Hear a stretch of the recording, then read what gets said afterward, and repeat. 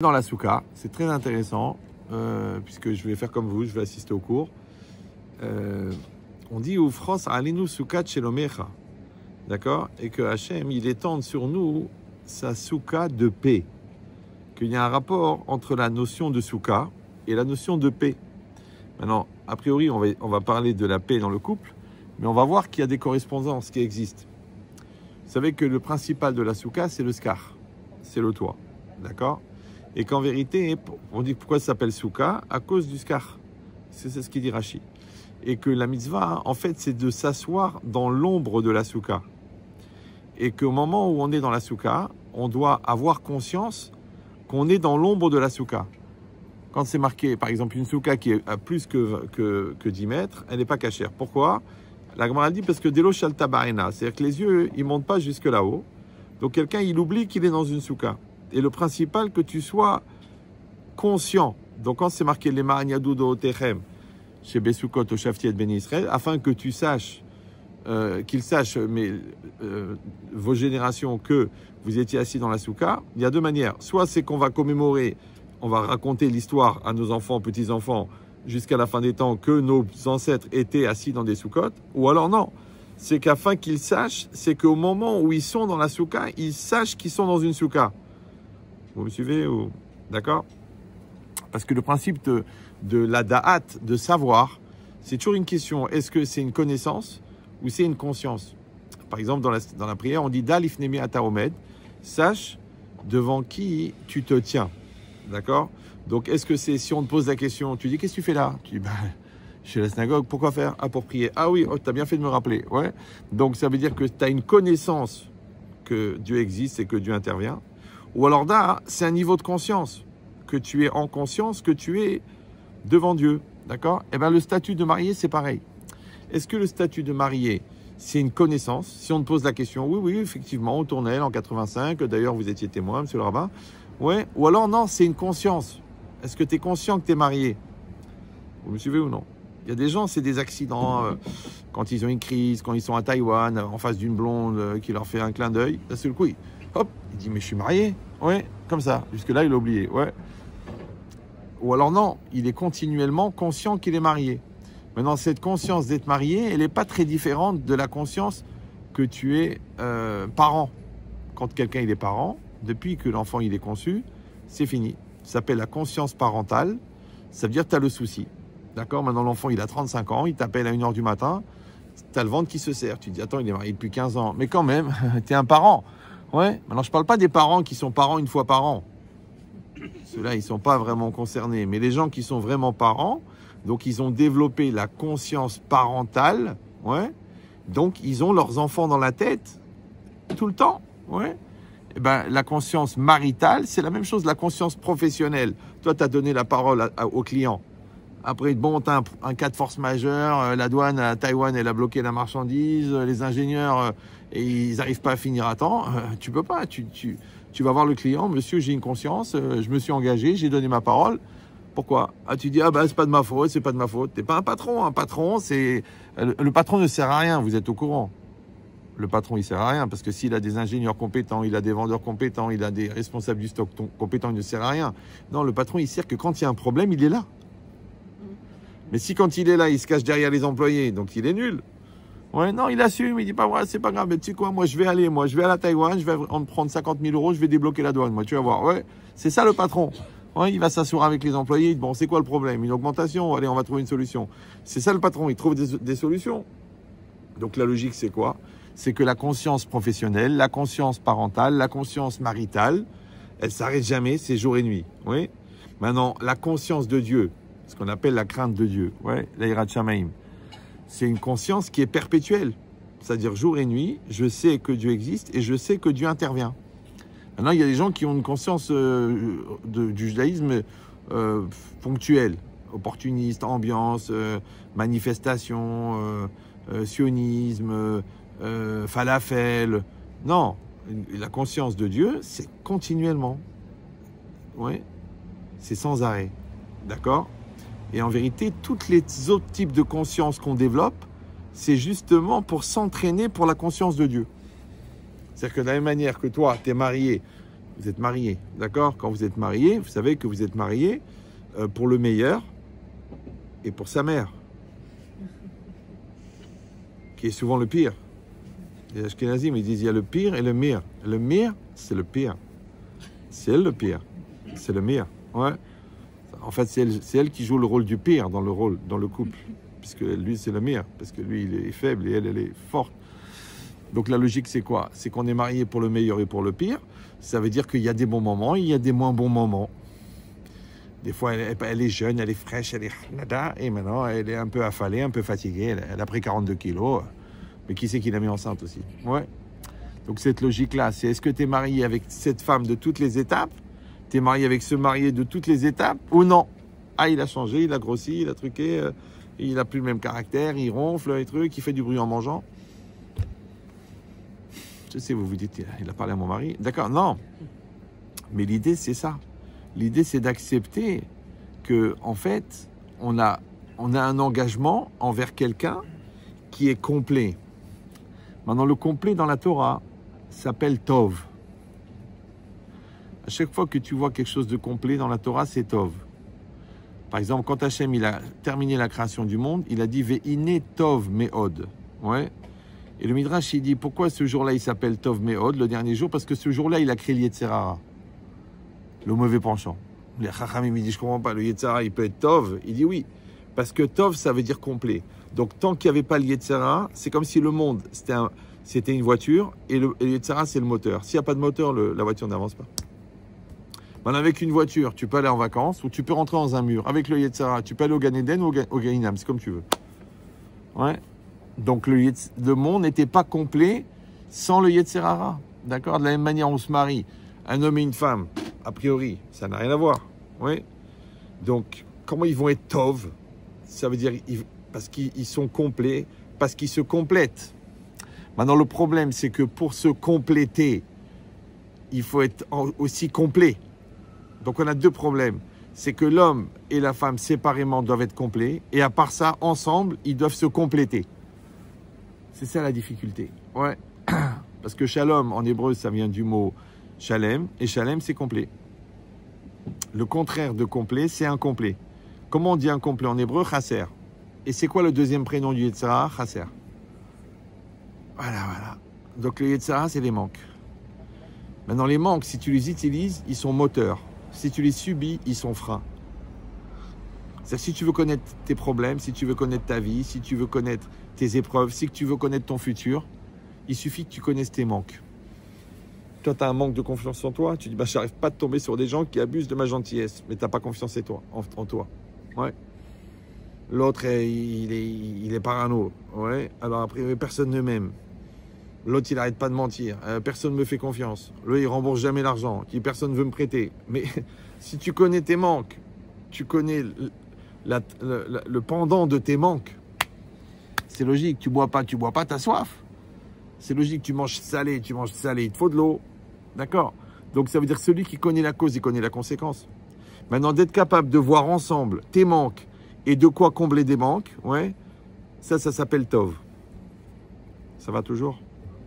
Donc maintenant, quand j'épouse quelqu'un, il a des qualités et des qualités. Disons des caractéristiques. Ouais. Maintenant, est-ce que je suis capable d'aimer entièrement quelqu'un? Ou d'aimer que ce qui m'intéresse? C'est un peu comme les enfants. Bon, pour ceux qui ont des enfants, vous savez que l'enfant, il est mignon, il est doux, il est beau, il est le bébé cadom. Tu dis, on dirait le petit de la publicité. Il est beau, il est comme ça, il est joufflu. Bon, mais il pleure la nuit, il a du reflux, il fait caca. C'est naturel. Tu dis, mais ça, c'est dégueulasse. C'est le même bébé. Maintenant, quand dans ta vie, tu commences à dire, oui, il est beau, mais il a du reflux, ça commence les problèmes. Moi, je donne toujours le même exemple parce qu'il est magnifique. Nous, quand on était jeunes mariés avec ma femme, Zichrono Ibracha, donc pas comme aujourd'hui, les proprettes, les bolettes, les cholettes, les lingettes, il n'y avait rien. C'était sous le lavabo avec de l'eau froide pour laver le derrière, ouais, avec les mains. Donc ça peut être dérangeant. Alors la grand-mère, elle nous voyait en train de faire comme ça. Alors elle nous disait en arabe, elle nous disait, moi, son pipi, je le bois. C'est ça, aimer quelqu'un. Aimer quelqu'un, tu l'aimes entièrement, pour ce qui t'intéresse et pour ce qui te dérange. Mais quand tu commences à faire le tri, c'est là que c'est le début de la fin. Vous me suivez ou non? Tu dis, j'aime sa beauté, elle va changer. Ah, j'aime sa richesse. Ah, il y a un revers de fortune. J'aime sa personne, mais j'aime pas ses parents. Ah, c'est un package, baba. C'est comme ça. J'aime pas sa maison, j'aime pas... Fais attention, attention. Tu dois aimer tout. Maintenant, puisque Tov, ça veut dire complet, donc Akarata Tov, c'est reconnaître le tout. Vous me suivez ou non? Les gens, ils disent Akarata Tov, ça veut dire la reconnaissance. Mais en général, on a la reconnaissance pour la partie qui nous intéresse. Mais la partie qui nous dérange, on a du mal. Mais JG, c'est une formule, ça veut dire jeune jbeb. Dans toutes les situations, il y a toujours une partie qui t'intéresse et une partie qui te dérange. Par exemple, tu veux être riche, mais il faut travailler, c'est dérangeant. Toi, tu veux être bon en maths, mais il faut faire 5-6 ans de maths, mais c'est dérangeant. Toi, tu veux être Talmid Chacham, mais ça prend 15 ans. Ah, tu dis non, moi je lis ActuJ, je lis Torah Box. Non, tu veux être Talmid Chacham, c'est 5 ans d'Yeshiva, 10 ans de Kollel, 10 heures par jour. Ah, mais c'est quand même beaucoup d'efforts. Tu n'es pas obligé, tu peux rester brel. En plus, Mina Shamaim, tu t'appelles Jacques, donc tu es prédisposé. Non, chaque chose que tu veux, elle a toujours des choses qui te dérangent. Maintenant, bizarrement, la démarche pour atteindre ce qui t'intéresse, c'est de sublimer ce qui te dérange. Vous me suivez ou non? Par exemple, tu vas avoir un corps d'haltérophile. Bon, il faut soulever de la fonte. Mais la fonte est lourde. Vous me suivez ou non? Quand vous voyez le gars là, il a des pectoraux comme ça. C'est à peu près un 110 C. D'accord? Mais tu le vois allongé là en train de faire ça là. C'est 180 kilos développé couché. Toi, tu n'arrives même pas à bouger la barre. Vous suivez? Le Rav, tu lui poses une question, tac, tac, tac, il te répond, Shulchan Aruch, Siman, tac, tac, tac. Toi, tu dis, waouh, mais c'est 10 ans de travail. Vous me suivez? Chaque chose, elle a des sacrifices. Maintenant, ça veut dire que, en vérité, le chemin d'accessibilité à ce qui t'intéresse, c'est d'avoir dépassé ce qui te dérangeait. Donc, quand tu épouses quelqu'un, il y a des bons côtés et des mauvais côtés. Mais en vérité, l'idéal que tu vas atteindre dans les bons côtés, c'est justement parce que tu as réussi à utiliser les mauvais côtés. Par exemple, tu veux la patience. Ok, donc il faut que tu luttes contre ton côté énervé. Tu dis, je peux pas, je suis énervé. Je suis énervant. Ouais, comment je vais faire? Mais tu veux la patience. Vous savez pourquoi les enfants naissent petits? Vous savez ou non? Hachem, il aurait pu faire que les enfants naissent adultes à 30 ans. Imagine, tu as couché un gosse de 30 ans. Il sort du ventre. Bon, on serait arrangé au niveau des hormones. Ouais. Il sort voir le bébé, 30 ans. On l'habille, on lui met un costume, on l'assoit.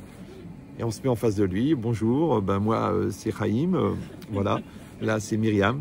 On était parents. Le mec, il a 30 ans. Il te regarde, il dit, bon, pour cette fois-ci, j'ai pas tiré le gros lot.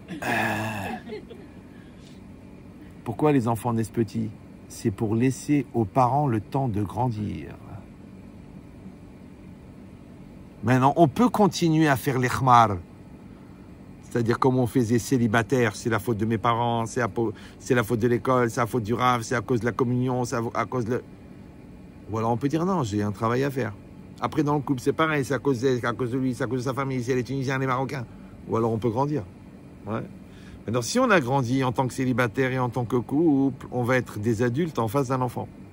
Mais si on a fait les gamins devant, donc comment on va faire? On ne peut pas faire les gamins en face d'un enfant. Ça sort bizarre. Vous me suivez ou non? Moi, j'ai des enfants qui m'appellent de 13, 14, 15. Ils me disent, brave, j'en ai marre de faire l'adulte dans cette famille. J'ai une maman qui est très, très, très sensible.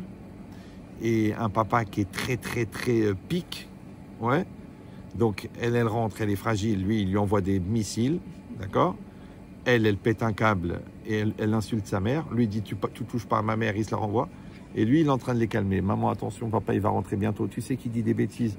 Papa, je t'en prie, maman, elle est fragile en ce moment. Tu sais bien. Alors, le mec, on lui a volé sa jeunesse parce qu'on l'a obligé à faire l'adulte entre deux khmar. Alors, je rappelle, que la psychologie, c'est comme les impôts. Quand tu as volé la jeunesse à un enfant, il va vivre sa jeunesse plus tard. Ne t'étonne pas que c'est un adulte et un parent et un conjoint inconscient et insouciant, alors qu'il ne fait que rattraper la jeunesse que tu lui as volée en étant des parents enfants. Vous suivez ou non? C'est-à-dire qu'il y a un âge pour être un enfant, c'est bien. Fais le bébé, gna gna gna gna. Il y a un âge pour être adolescent. Fais ta crise, c'est normal. Mais il y a un âge pour être adulte. Maintenant, si toi, tu reportes les paiements, tu fais genre ta crise d'ado à 40 ans, ça on appelle l'adultère. Tu dis, mais t'es malade. T'es marié, t'as 6 gosses, tu fais de la faillomie. Ouais, et ben, j'en ai marre de tout, j'ai envie d'être heureux, j'ai droit au bonheur, la secrétaire, elle a des qualités morales incroyables. Mais tu nous fais une crise d'ado, là, Maurice. Qu'est-ce qui t'arrive? En fait, les gens, ils reportent. Vous suivez, non? Ils repoussent les échéances. Non, il faut que chaque chose, elle se vive au bon moment.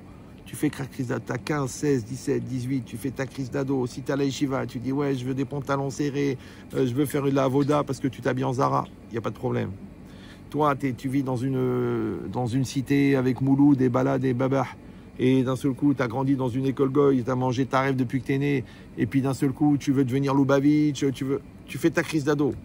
Donc les non-religieux, ils font une crise d'ado, ils veulent devenir religieux. Les religieux, ils font une crise d'ado, ils veulent être pas religieux. Mais il y a une crise d'ado de toute façon. Ouais, il y en a une. Quand il n'y en a pas, c'est dangereux, je vous dis. Ça veut dire c'est reporté à plus tard. Mais j'ai dit, la psychologie, c'est comme les impôts, tu peux payer plus tard, mais il y a des indemnités. Ou là, une dépression, ou là, un divorce. Ouais. Et tu verras toujours que c'est un report d'indemnité d'immaturité. C'est pareil, ouais. Donc les gens malins, qu'est-ce qu'ils font? Ils sont tov à chaque étape.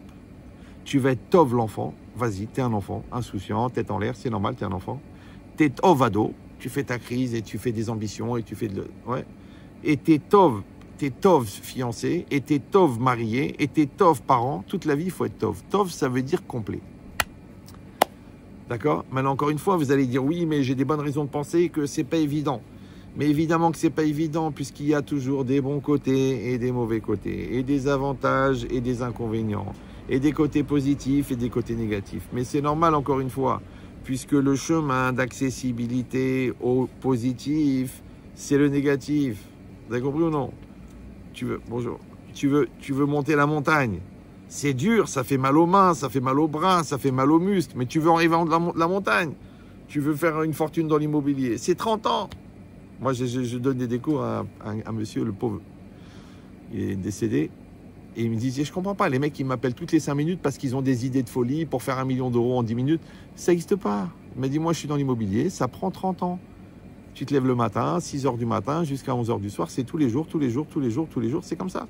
C'est pareil un couple. Il faut travailler tous les jours. Les gens disent, oui, Rav, le Shalom Bayit en une phrase. En une phrase, il te gadal, vite kadash et meraba. Mais qu'est-ce que tu veux, toi? Il faut travailler. Ouais, il dit, mais Rav, en résumé, comme les gens, je fais un cours d'1h30, il me dit, bon, mais Rav, si on veut résumer en une phrase. Mais Yashbeb, si je pouvais le dire en une phrase, j'aurais pas parlé d'1h30. Mais toute la vie, c'est comme ça. Les gens, ils veulent des résumés.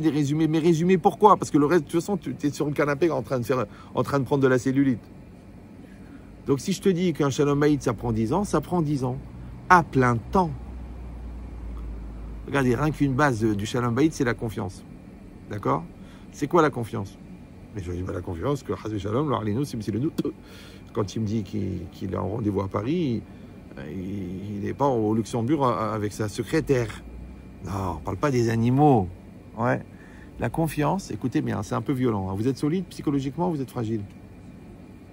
Levez les mains, ceux qui prennent de l'exomile. Personne? Bon. La confiance, c'est que quand l'autre te fait une remarque, tu ne le prends pas comme un reproche.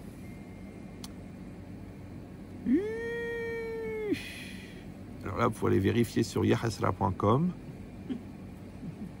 sur blata.fr. Ça veut dire que vous n'êtes pas dans la rivalité, vous n'êtes pas dans les complexes, vous n'êtes pas dans les malaises, vous n'êtes pas dans l'agressivité, et vous êtes tellement inondé d'amour que quand l'autre vous fait une remarque, ouais, vous l'interprétez vous n'allez pas l'interpréter comme une agression. Vous allez dire, attendez, ça c'est bisounours, ça n'existe pas. Voilà, vous comprenez qu'il y a encore du boulot à faire. Oui, parce que la confiance, en latin, c'est confiance, c'est avec foi. La foi, c'est quoi? C'est la capacité de s'investir dans ce qui ne se voit pas. Vous croyez en Dieu? Oui, non? Il ne se voit pas. Là, la déco, là, vous la voyez, là. Parce qu'elle est là, vous la voyez. Ça, c'est ce qu'on voit. Ce qui ne se voit pas, on le croit. Donc, Dieu, on ne peut pas le voir. On ne peut que le croire. Ça va? L'avenir, on ne peut pas le voir. On ne peut que le croire. L'intelligence de ton conjoint, tu peux que croire. L'amour de ta belle-mère, ah, ça marche pas. J'exagère. Mais on sait que Adam Arishon n'a pas eu de belle-mère et il a vécu longtemps. Donc, chacun tirera les conséquences. Donc, vous avez compris que dans la vie, la croyance, c'est une réalité. Moi, j'adore les gens qui me disent, excusez-moi, Ben Chetri, écoutez, je suis vraiment, je suis fan, bravo, je suis touché par votre enthousiasme, mais je ne suis pas croyant. Je dis, mais c'est impossible de ne pas être croyant. Bah oui, parce que, encore une fois, tu crois, quand tu t'allonges pour dormir le soir, tu crois que tu vas te réveiller, non? Bah en fait, t'en sais rien, t'es pas demain encore. Donc on est tous croyants. Il dit, non, mais je parlais de la croyance en Dieu, mais c'est la même chose. C'est la même chose, parce que je vous avais dit, ce prof de maths, là, qui me dit, je suis agnostique. Il m'a dit, je suis athée. Je dis, vous n'êtes pas athée, vous êtes ignorant. Puisque même l'alphabet, vous ne l'avez pas fini. Il s'arrêtait au T. Athée. Bon, j'ai besoin des blagues pour savoir si vous suivez. Là, je suis limite déçu, mais bon. Non, parce que moi, j'augmente le niveau du cours si vous captez la blague. Si la blague, vous ne la comprenez pas, calvahamor, les enseignements, c'est pas grave. Alors, donc l'idée, c'est ça. C'est de dire que la croyance, c'est une réalité de la vie. On est obligé de croire. Un enfant, tu es obligé de croire. Ouais. Le prof, il t'a dit, écoutez, il est nul. Tu dis, non, moi, je crois en mon enfant. Ton produit, tu es obligé d'y croire. Bon, tu t'es fait rouler à l'achat, le Chinois, il te l'a vendu trop cher. Bon, toi, tu dis, je m'en fous, je vais trouver un pigeon pour l'acheter. Mais j'y crois. Je crois dans mon produit. Tu dis, mais la réalité, regardez le prix du marché, je m'en fous. Le bon Dieu, il va me trouver le pigeon qui va me dire, j'aime bien votre tête, votre père, il est doucheda, j'achète toute la marchandise. C'est comme ça. Mais il faut y croire. Mais quand tu fais le contraire, tu dis, ça ne marchera jamais. Le magasin, il est mal placé. Je l'ai payé trop cher. J'ai un mauvais mazal. C'est la lune descendante. Ma femme, elle m'a maudit. Ma belle-mère, elle m'a fait le schror. Tu vois, tu n'y crois pas. Vous avez compris ou non? Ça veut dire, c'est ça que les gens ne comprennent pas. Ils croient que la religion, c'est un problème de croyance. Non, c'est toute la vie qui a un problème de croyance. Parce que les gens qui ne croient pas en Dieu, ils ne croient pas en l'autre, ils ne croient pas en eux, ils ne croient pas en l'avenir, ils ne croient en rien. Parce que la croyance, elle permet de s'investir. D'accord? Donc quand tu crois dans ton couple, ça veut dire la partie que tu vois de ton couple, bah, tu la vois. La partie que tu ne vois pas, tu la crois. Tu as une personne devant toi. Cette personne, elle a une réalité et un potentiel. Si tu ne crois pas dans son potentiel, elle n'a pas de potentiel. C'est pour ça que les gens ils sont déçus. Vous savez, je ne m'attendais pas du tout. Franchement, c'est pas ça. Je voyais les choses différemment. Mais vous savez que les 3/4 des gens imposent leur frustration à l'autre. C'est ce qu'ils ne sont pas devenus, ils le reprochent à l'autre. Alors, je vous donne un truc, hein, mais il ne faut pas l'utiliser avec quelqu'un que vous aimez. Vous êtes capable de faire ça ou ça va être trop dur? Oui, non, oui, non. Quand quelqu'un vous reproche quelque chose, c'est ce qu'il se reproche, à lui ou à elle. En fait, il faut un transfert. Par exemple, si vous, je sais pas moi, vous faites un effort et l'autre il fait pas d'effort, pour qui tu te prends? Mais t'as qu'à faire des efforts. D'accord ou non? Oui. Comment tu dis, bah t'as oublié ça. Alors tu dis, bah, toi t'as aussi t'oublies. Ça c'est un phénomène. Toi tu parles de toi, l'autre il faut absolument qu'il parle de lui. Mais tu dis, je suis parti à l'Amérique, il dit, moi je suis parti à Venise. Moi j'ai mal aux pieds, moi j'ai mal au ventre. Mais j'en ai rien à treuf. Parce que ça c'est les gens qui n'ont pas atteint leur autonomie existentielle, ils sont obligés d'être perpétuellement en référent à l'autre. Maintenant, il y a une réalité que l'autre, il est là, ouais, mais il y a une réalité que ton potentiel, il est là. Donc toi, tu dois croire dans ton potentiel. C'est bon? Alors j'ai dit que une réalité, dans une situation, dans une personne, dans un couple, dans n'importe quel domaine, il y a toujours une partie qui t'intéresse, une partie qui te dérange. Il y a toujours une partie que tu maîtrises, une partie que tu ne maîtrises pas. Il y a toujours une partie que tu comprends, une partie que tu ne comprends pas. Mais la relation avec la partie que tu comprends, ça s'appelle l'efficacité. Mais la relation avec la partie que tu ne comprends pas, c'est la émouna. C'est le bitachon. Et chez les goïms, comment ça s'appelle? Lâcher prise. Moi, ce monsieur-là, j'ai donné des cours de Torah pendant des années. C'était un très très grand avocat d'affaires, très très très lourd. Il avait la moitié d'Ashdod qui lui appartenait en immobilier. Il y avait Rabin et Pérez qui venaient chez lui à la maison. C'était très spécial. Et très très riche et très ranav. Il a un ava, mais je n'ai jamais vu ça de ma vie. Et quand on parlait comme ça, il n'était pas religieux, il ne mettait même pas les téfilines. Je lui dis, mais et moi, il voulait me payer. Moi, je ne voulais pas qu'il me paye. C'est la première fois que quelqu'un refusait son argent, il était choqué. Alors, il m'a dit, mais comment on va faire? Je lui dis, bah, c'est très simple. Moi, je vous donne des chidushim de Torah, vous me donnez des chidushim de la vie, du business. Parce que quand un mec, il peut signer un contrat à 1200 MF à l'époque, 1200 millions de francs, sans trembler, ou il est fou, ou alors il a un recul incroyable.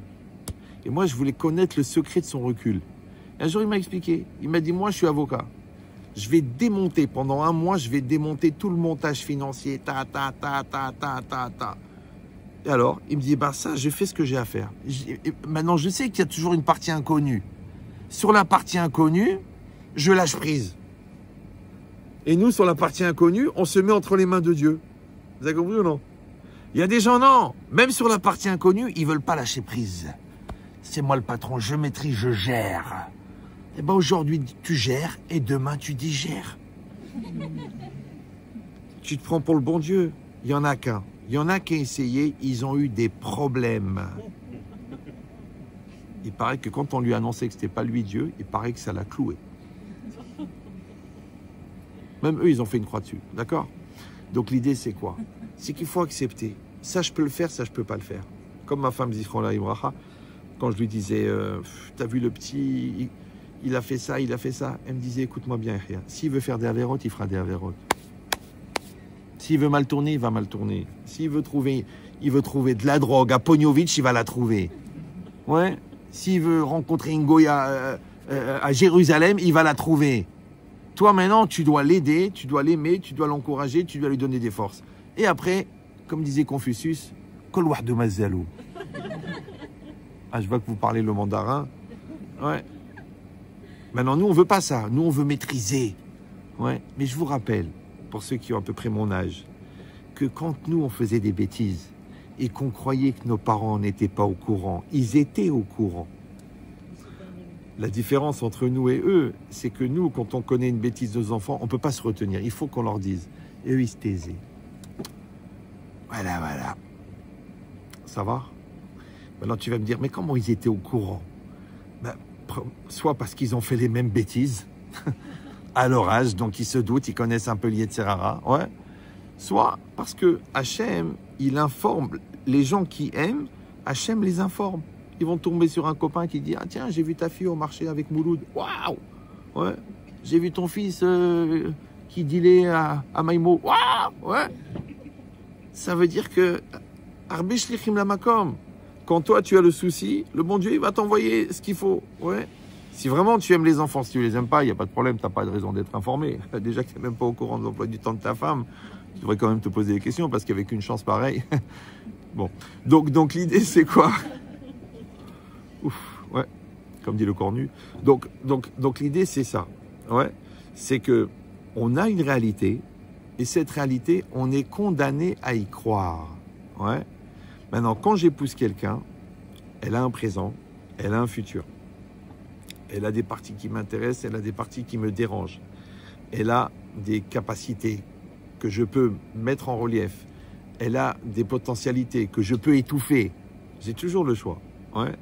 Maintenant, le problème, c'est que moi, je peux être le levier existentiel de l'autre, ou moi, je peux être le levier destructeur de l'autre. Maintenant, ça va dépendre de quoi? C'est très simple. C'est est-ce que j'ai atteint mon autonomie existentielle? C'est que tant que tu es convaincu que l'autre, en existant, t'empêche d'exister, c'est que tu es rempli tellement de complexes et de malaise et de stress que tu es dans une logique de rivalité et de guerre. Mais il n'y a pas de guerre, puisqu'il n'y a pas d'ennemi. La personne, elle t'a donné sa vie, elle t'a donné son corps, elle t'a donné sa jeunesse. Toi, tu lui as donné ta vie. Ouais, tu travailles toute la journée pour son confort. Il n'y en a pas un qui peut rassurer l'autre? Non. Il y a des calculs. C'est des manipulateurs, pervers, narcissiques. Ouais, la personne, elle est égoïste. Tout le monde a des défauts et des qualités. Ouais. Mais encore une fois, pourquoi? Parce qu'on n'a pas réussi à comprendre qu'un couple, c'est 3 éléments. Il y a le monsieur, la madame et le couple. Vous me suivez ou non? Souvent, les gens ne comprennent pas. J'explique ça pendant des années, mais ils ne comprennent toujours pas. Ils font se dire, ouais, mais... Regardez, je pose une question. On est 2 dans un couple. Ouais. Le couple, c'est toi et moi ou ni toi ni moi? Alors, si c'est ni toi ni moi, c'est qui? Grosse question. Là, il faut interroger le voisin. Alors, tu dis, non, c'est moi et toi. Ah, mais moi et toi, c'est 2 égoïsmes. C'est 2 individualités. Et là, les problèmes, ils commencent. Or, c'est ni toi ni moi. C'est-à-dire, moi, je m'oublie, toi, tu t'oublies. D'accord? Donc, c'est personne. Non, le couple, c'est une entité à part. Ouais. C'est le nous. Il y a moi, il y a toi, il y a nous. Ouais. Maintenant, pour comprendre cette idée-là, vous prenez un aimant de 4 kilos. C'est un modèle, il s'appelle Taboz. Ouais. Il est énorme. Vous le cassez en 2. Mais il est très puissant. Quand vous l'approchez, il colle comme ça, il va. Si tu mets ta main, il va te l'écrabouiller. C'est très puissant. C'est le même aimant cassé en 2. Chaque morceau, vous les mettez dans un sac en toile de jute. C'est bon? Le sac en toile de jute, vous le mettez dans un 2e sac de toile de jute. Et ensuite, vous mettez dans un 3e sac. Donc, vous avez compris que chaque moitié d'aimant, elle est mise dans 3 sacs de jute, l'un dans l'autre. C'est bon? Maintenant, quand vous les mettez, ils ne collent plus. On le dit en français, ça ne colle plus entre nous. Ouais.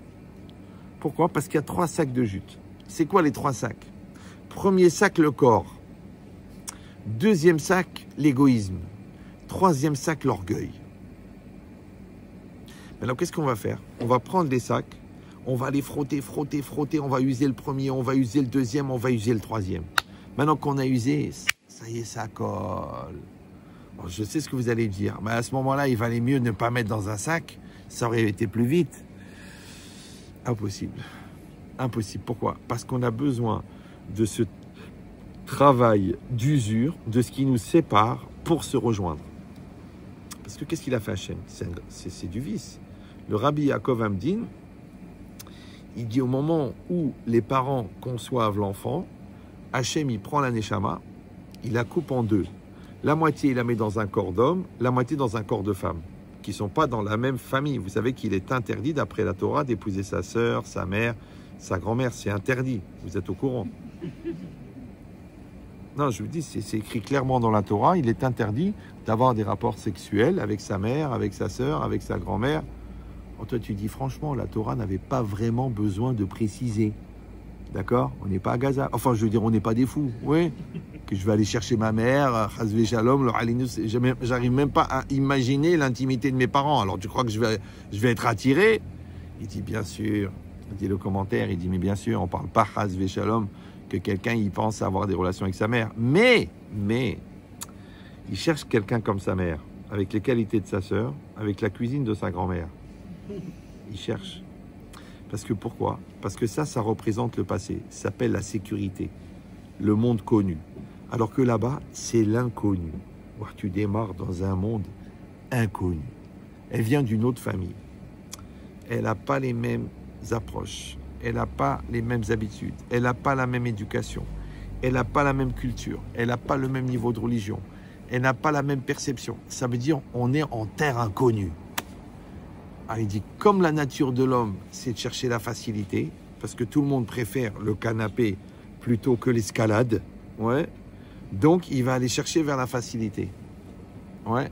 Mais encore une fois, on ne parle pas de la relation sexuelle. On parle que la personne, elle va aller vers quelque chose qui lui ressemble. C'est pour ça qu'il passe sa vie à dire apprends la cuisine de ma mère. Regarde les midotes de ma sœur. Sois généreux comme mon père. Regarde comment il est. Regarde mes frères. D'accord? C'est que toi, ton Yetzirara, c'est de renvoyer ton conjoint vers le passé. Et la Torah, elle te dit, tout se passe dans l'avenir. Pourquoi? Parce que, pourquoi on cherche le passé? Parce que le passé, on le connaît.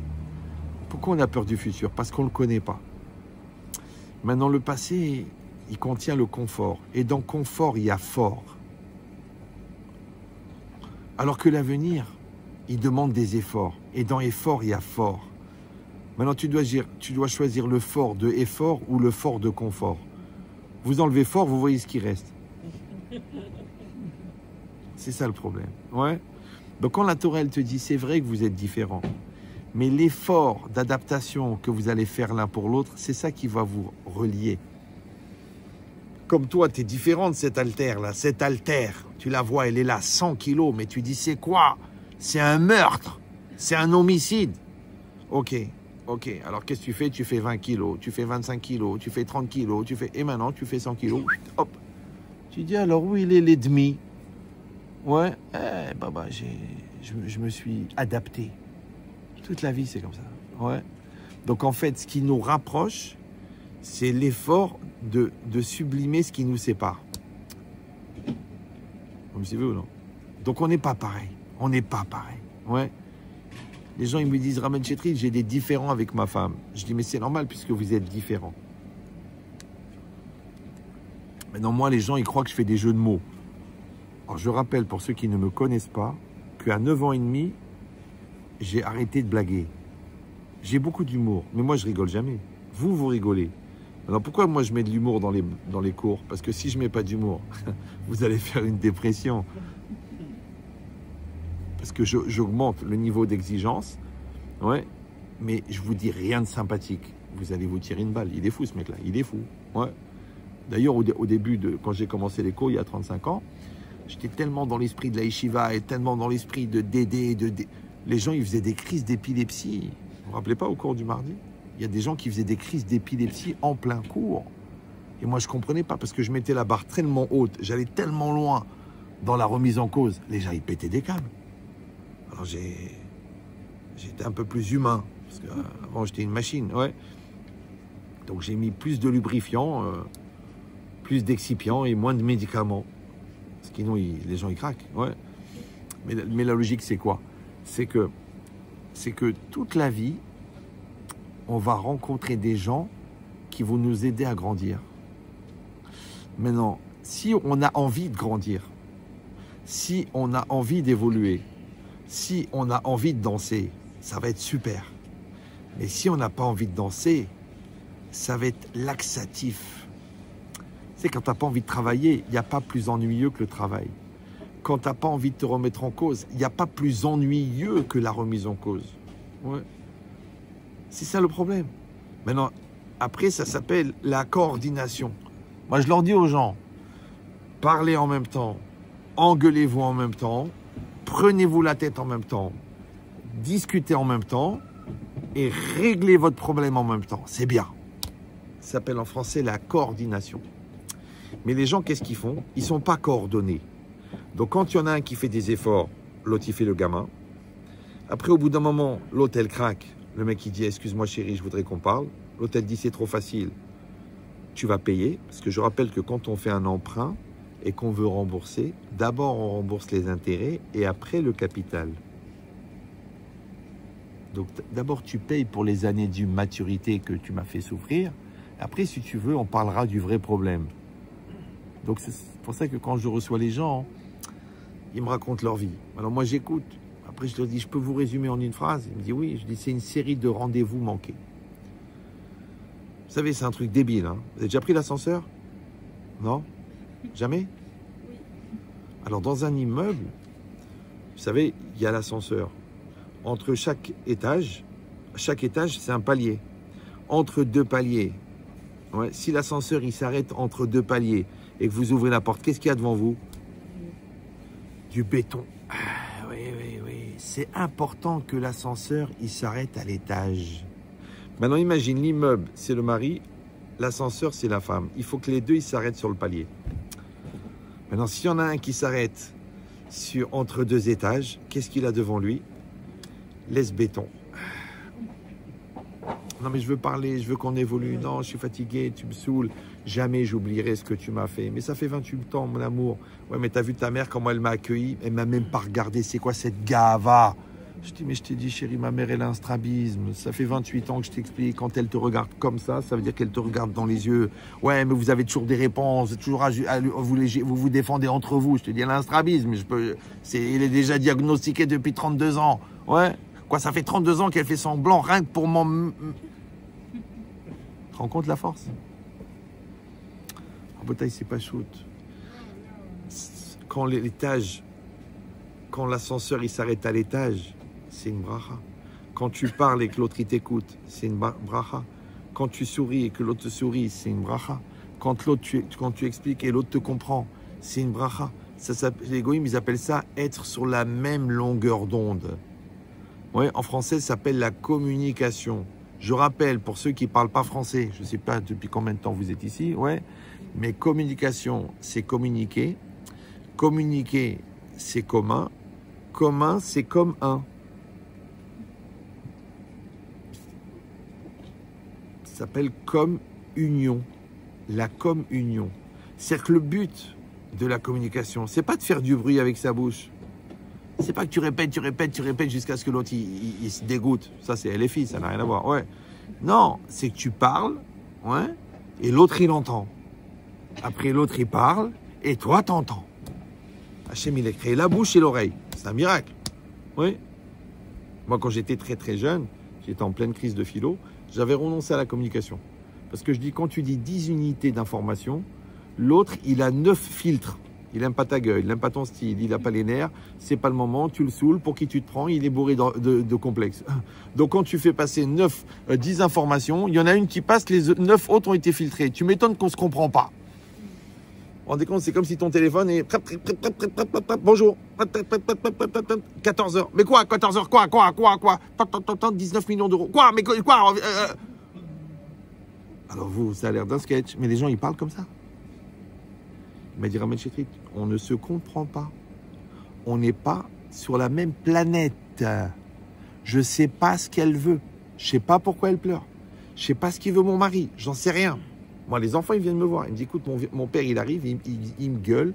Il me sort 174 sujets différents. La vérité, il est content de lui. Il m'a fait la tohara. Ouais. Et moi, je ne sais même pas ce qu'il veut. C'est que les enfants ne comprennent même pas c'est quoi ton problème. Prends un sujet.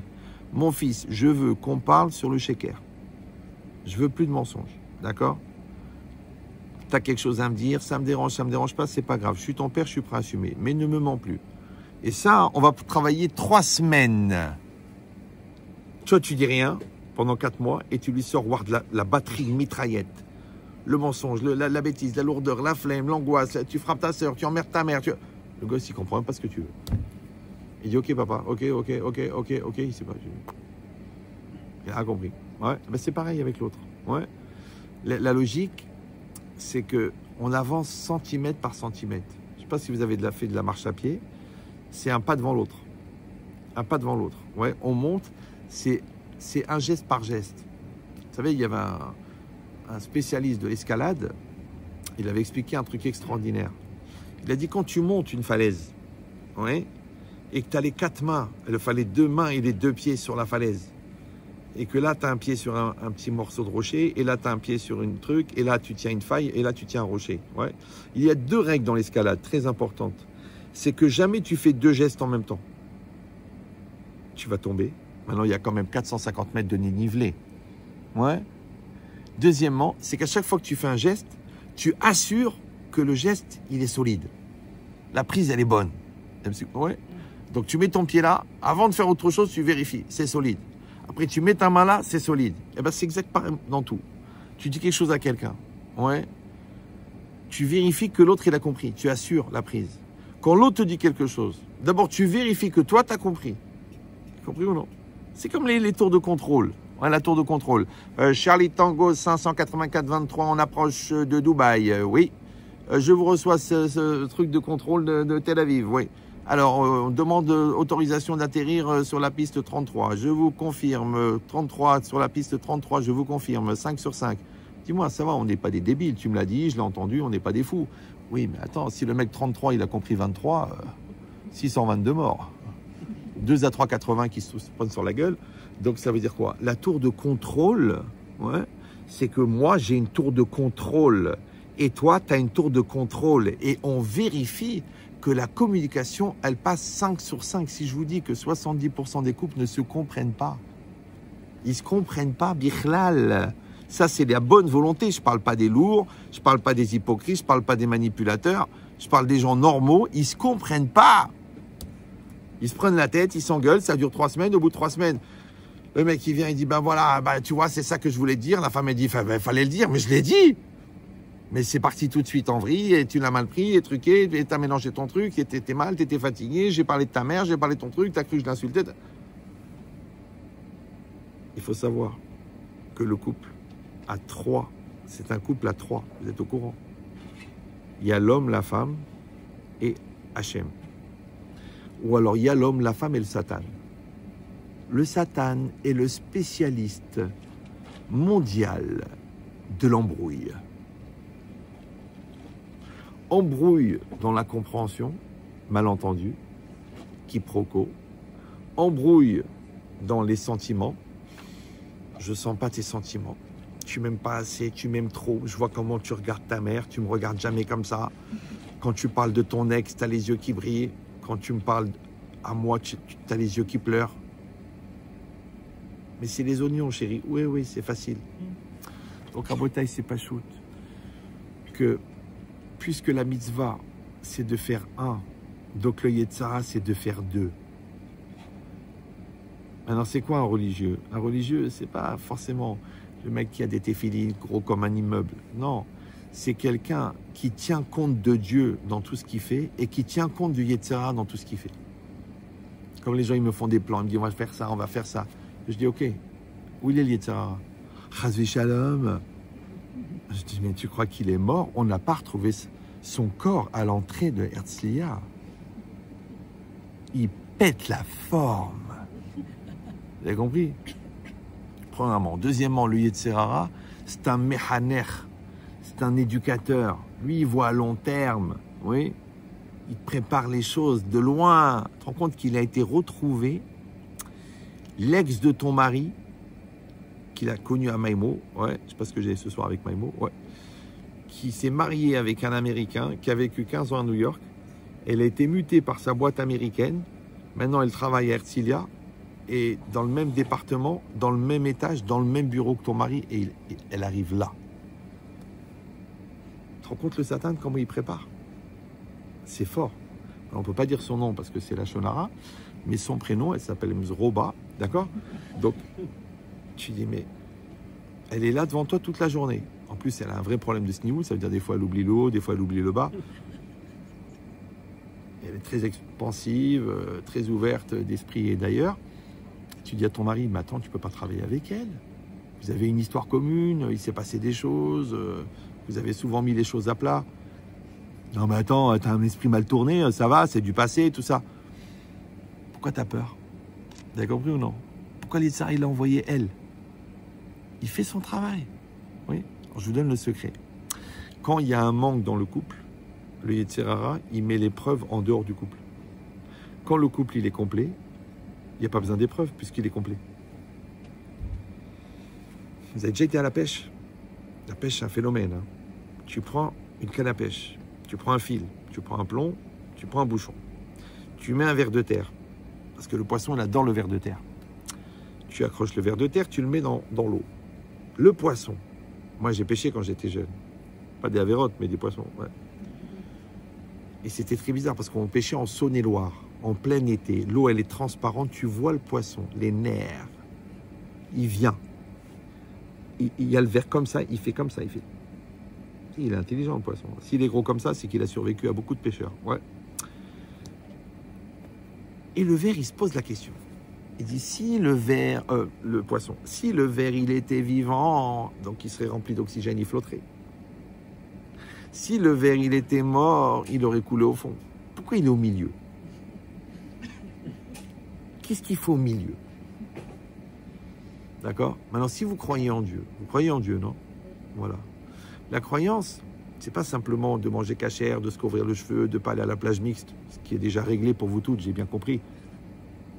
Je sais, c'est un peu tiré par les cheveux, mais bon. La croyance, c'est d'accepter que la réalité qui est en face de moi, elle est adaptée à moi. Il n'y a pas d'erreur. Donc la personne qui te fait plaisir, la personne qui t'énerve, la personne qui t'aide, la personne qui t'enfonce, ouais, elle n'est pas là par hasard. Elle est là pour toi et toi, tu es là pour elle. Je vous il crée ces rencontres-là.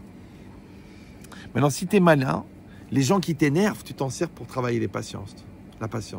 Si tu n'es pas malin, tu continues à t'énerver parce que tu rencontres des gens énervants. Voilà. Toute la vie, c'est comme ça. D'accord ou non? Ça veut dire que la réalité qui est en face de toi, elle est là pour toi. C'est pour ça que je donne toujours le même exemple. Vous prenez une bouteille. Bon, elle est là. Il y a marqué... Je sais pas c'est combien ça, c'est 50. Ah, voilà. C'est 33 centilitres. D'accord? Elle fait 33 centilitres. Si je l'ouvre et je la vide dans une bassine, il y aura combien de coca dans la bassine? Je vais peut-être baisser le niveau du cours. Donc, je reprends pour les malentendants. Donc, j'ai une canette, elle est neuve, elle est fermée, il y a marqué 33 centilitres. Donc, elle contient 33. Si je la vide dans la bassine, il y a combien dans la bassine? 33. Dites 33, c'est une expression connue. D'accord? Donc maintenant, regardez bien. La canette, c'est la personne. La bassine, c'est la vie. Ce que je trouve dans ma vie, c'est exactement ce qui manque dans ma personne. Pourquoi? Parce que le Yetzer Hara, ouais, il connaît mes manques. Donc il m'envoie ce qui me manque. Donc j'ai un problème de communication dans le couple. Il va envoyer une collègue de travail communicante. J'arrive pas à faire des compliments à ma femme. Il va envoyer un collègue de bureau qui fait des compliments. Ouais, je m'intéresse pas à ce que fait mon mari. Il va envoyer une secrétaire qui va dire toute la journée, mais monsieur Bénichou, mais bravo pour ce que vous faites. Kol à Kavod, c'est un mari comme vous qu'il me faudrait. Vous avez compris ou non? Ça veut dire que l'épreuve, elle est toujours le pendant des manques. Donc si tu sais ce qui manque, tu sais sur quoi elle va être l'épreuve. Pour ça que le Yetzer Hara, encore une fois, il s'appelle Chasser, il s'appelle le manque. Donc si tu connais tes manques, tu as un problème avec l'argent? Ouais, tu vas avoir une épreuve d'argent. Tu as un problème des yeux, avec tes yeux, tu vas avoir un problème de débauche. Tu as un problème avec tes pensées, tu vas avoir t'as un manque de confiance en toi, tu vas avoir un problème avec des gens qui vont abuser de ta confiance. C'est-à-dire qu'en fait, on crée notre épreuve par rapport à nos manques. C'est pour ça que dans la Torah, l'auto-analyse, la connaissance de soi, la maîtrise de soi, le développement de soi, c'est très important parce que tout démarre de là. Maintenant, les gens, non, j'ai pas la tête, j'ai trouvé, vous la connaissez pas, c'est trop facile, c'est encore de ma faute, tout revient sur ma gueule. C'est que le droit d'être brel est constitutionnel. Il y a des gens qui font beaucoup d'efforts pour se maintenir dans cet état-là. Alors que c'est dommage. Parce que Kol David Rahamana l'Etav, tout ce que fait Dieu, c'est pour le Tov. Et qu'est-ce qu'on a dit? Que Tov, ça veut dire quoi? Complet. Donc, tout ce que fait Dieu, c'est pour compléter. C'est-à-dire que tout ce qu'Hachem t'envoie, c'est pour te compléter. Donc, cet enfant-là, pourquoi il a tes petits de problèmes? Parce que c'est des choses que tu n'as pas réglées personnellement et que tu l'as fait hériter génétiquement. Maintenant, le bon Dieu, il dit, je te donne l'occasion. Parce que quand tu vas le prendre sur toi et tu vas te mettre à sa place et tu vas prendre à cœur, eh ben, tu vas le régler chez toi. Et lui, par mimétisme, il va le régler chez lui. Mais la vérité, si tu l'avais réglé en tant que célibataire, ouais, et si tu l'avais réglé en tant que couple, tu n'aurais pas eu besoin de le régler en tant que hinour. Ou tu vas continuer à dire, en célibataire, tu dis, ouais, mes parents, ils m'ont pas compris. Le psy, c'est lui qui est fou, ok. Après, mon conjoint, de toute façon, il veut me détruire, il veut me manipuler, il veut me truquer. Bon, t'es parano, je peux rien faire, ouais. Et maintenant, qu'est-ce que tu vas faire avec le gosse? D'où il sort? Je rappelle que l'enfant, génétiquement, il vient de nous. Donc avant, on pouvait dire mon fils est beau comme moi et bête comme ma femme. Avec la génétique, c'est pas possible. C'est minimum 50-50. Bah, tu vois bien que des gens qui ont un passé dépressif très fort, ils ont des enfants qui sont en potentialité d'être dépressifs. Donc tu vois bien que ça s'hérite. Par contre, quelqu'un qui est fort de caractère, quelqu'un qui sait ce qu'il veut, quelqu'un qui est heureux dans sa vie, ça se transmet génétiquement. Maintenant, tu as le choix, toi. D'accord? Oui, c'est ça que les gens ne comprennent pas. Parce que la Torah, elle ne va pas à la vitesse de la science. Elle a à peu près 30 000 ans d'avance. Donc quand le Ramban, il va vous dire que l'essence d'un homme, c'est sa pensée, et que l'essence de la pensée, l'essence de la semence, c'est de la pensée. Donc quand tu développes ta pensée, tu développes ta semence. Mais pas le sens de la pensée intellectuelle, genre Lévinas ou Platon. Non, Machashava dans le sens du mot chashuv. Chashuv qui veut dire important. Ça s'appelle l'intime conviction. C'est que toi, tu as imprégné l'honnêteté, tu as imprégné la crainte de Dieu, tu as imprégné l'amour de l'autre, tu as imprégné et tu as intégré le respect de toi. Donc c'est dans ta semence. Maintenant, si tu fais semblant, Baruch Hashem, Baruch Hashem, Baruch Hashem, mais tu ne l'as pas intégré, ce n'est pas dans ta semence. Donc ça ne va pas chez l'enfant. Après, tu dis d'où il sort ce rachat. Peut-être qu'il n'est pas assez évolué pour être hypocrite comme toi. C'est la vérité de la bouche des enfants. Vous savez pourquoi? Parce qu'ils ne savent pas mentir. Alors que nous, on est très sophistiqués au niveau de face intérieure, face extérieure, jeu de rôle, commedia dell'arte. Non, parce que le plus dur dans la vie, c'est d'être soi-même. Mais pour être soi-même, il faut que le soi intérieur et le soi extérieur soient les mêmes. Mais si tu as un moi qui est comme ça et un moi extérieur qui est comme ça, ben c'est pas grave, je m'arrange très bien. De toute façon, j'ai toujours des réponses, j'arrive à mentir, je suis très opportuniste, et puis je suis agressif, et puis je renvoie toujours la culpabilité sur l'autre, donc je m'en sors très bien. Oui, ok, tu vas t'en sortir, tu vas être chiant, tu vas être laxatif, mais l'enfant, lui, non. Ah là là là, nanana, on peut pas tricher.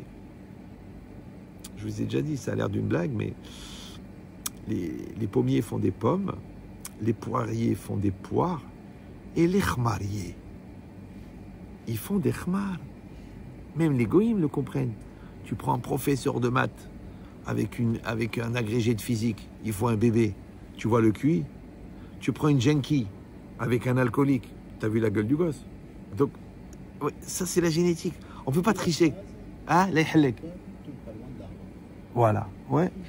Donc ça veut dire quoi? Ça veut dire que non, mais c'est très très important d'intégrer ça. Parce qu'en vérité, moi je vous l'ai donné par rapport aux enfants, parce que ça vous traumatise, parce que ça vous fait réfléchir. Mais en vérité, tous les actes qu'on produit sont nos enfants. Parce que Rachid dit Ikar toldotem shel tzadikim ma'asim tovim. Au fond, voilà, moi je fais un cours. Je peux faire un bon cours. Je peux faire un cours pourri.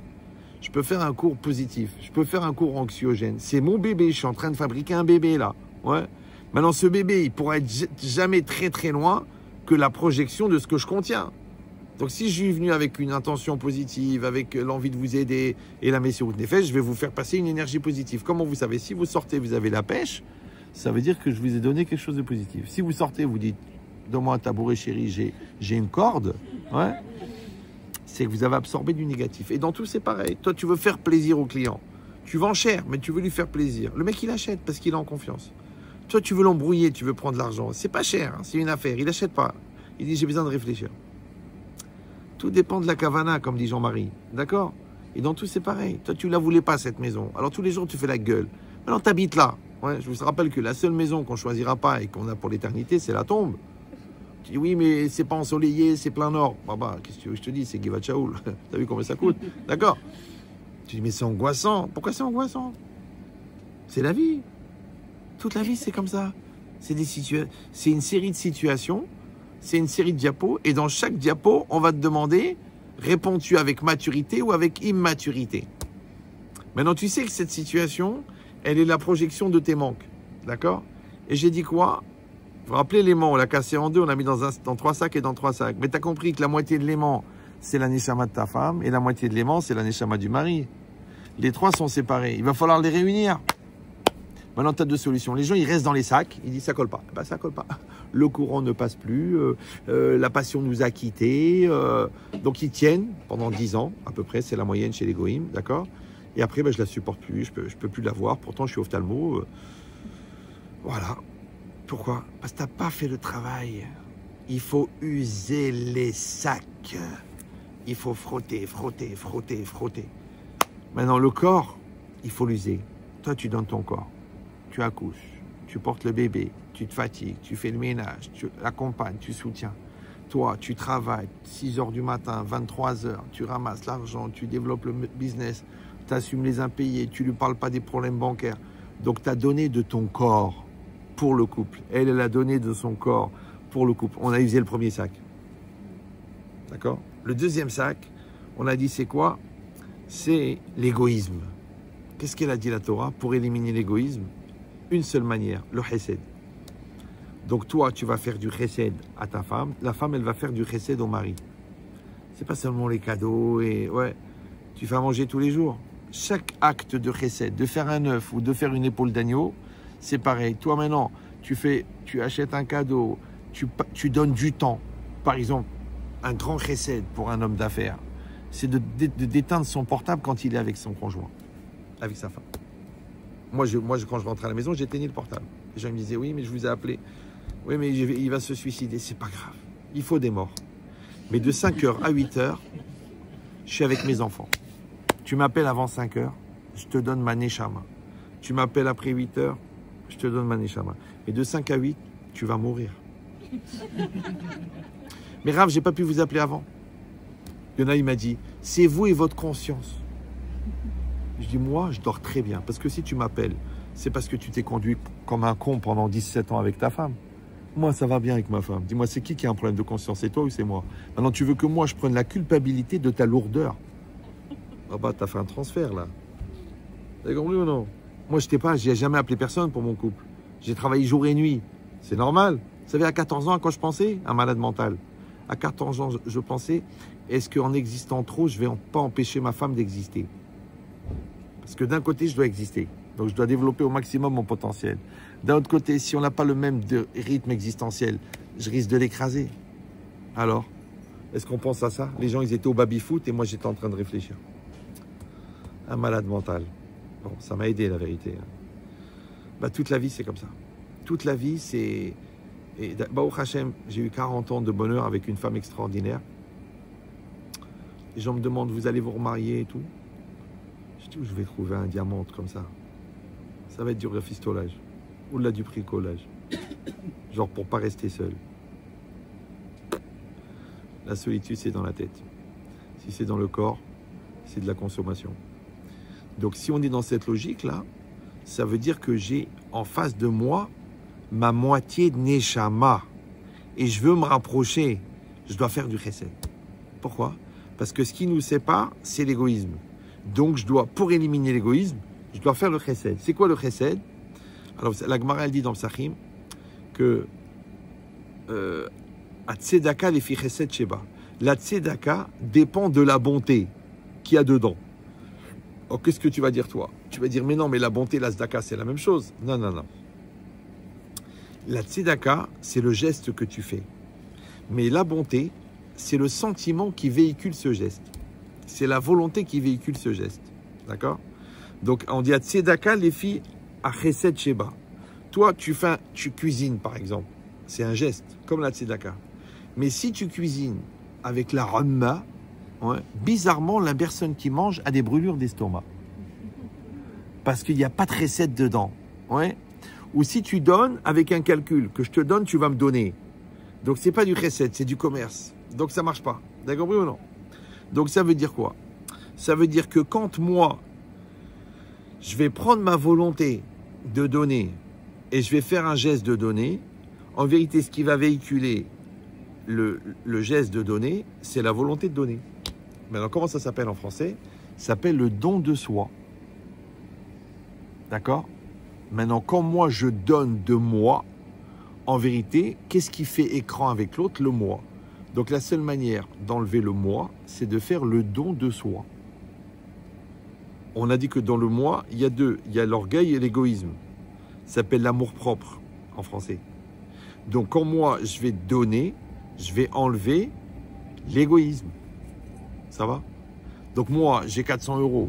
Je pourrais m'acheter un nouveau téléphone ou je pourrais faire un beau cadeau à ma femme. Bon, moi, j'ai 3 heures. Ben, je pourrais faire une pizza congelée et aller regarder un feuilleton ou passer 3 heures à faire le tagine que mon mari il adore.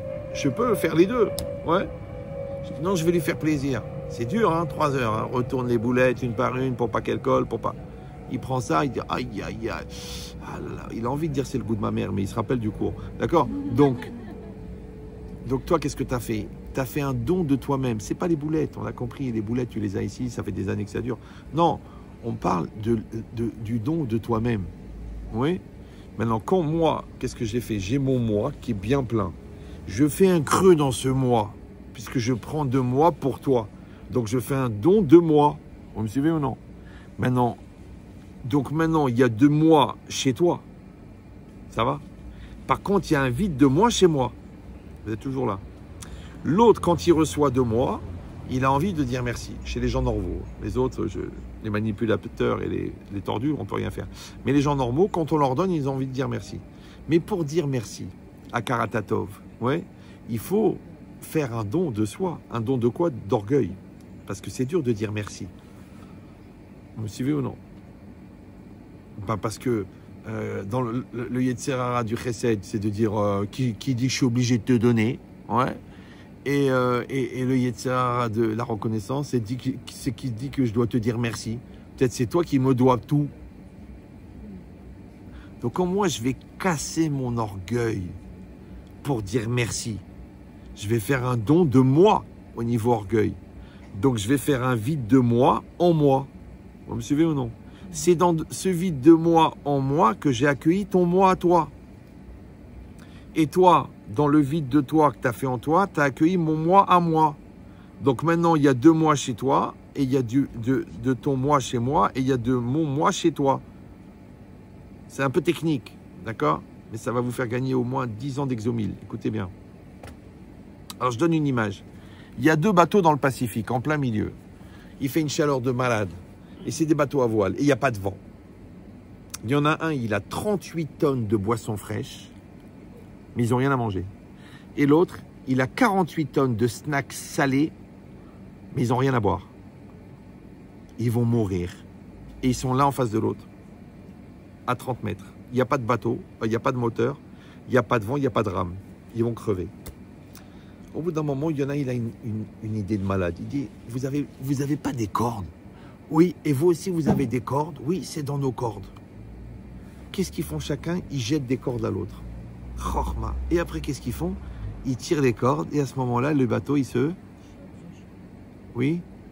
Vous êtes là ou... Bon, ça dépend.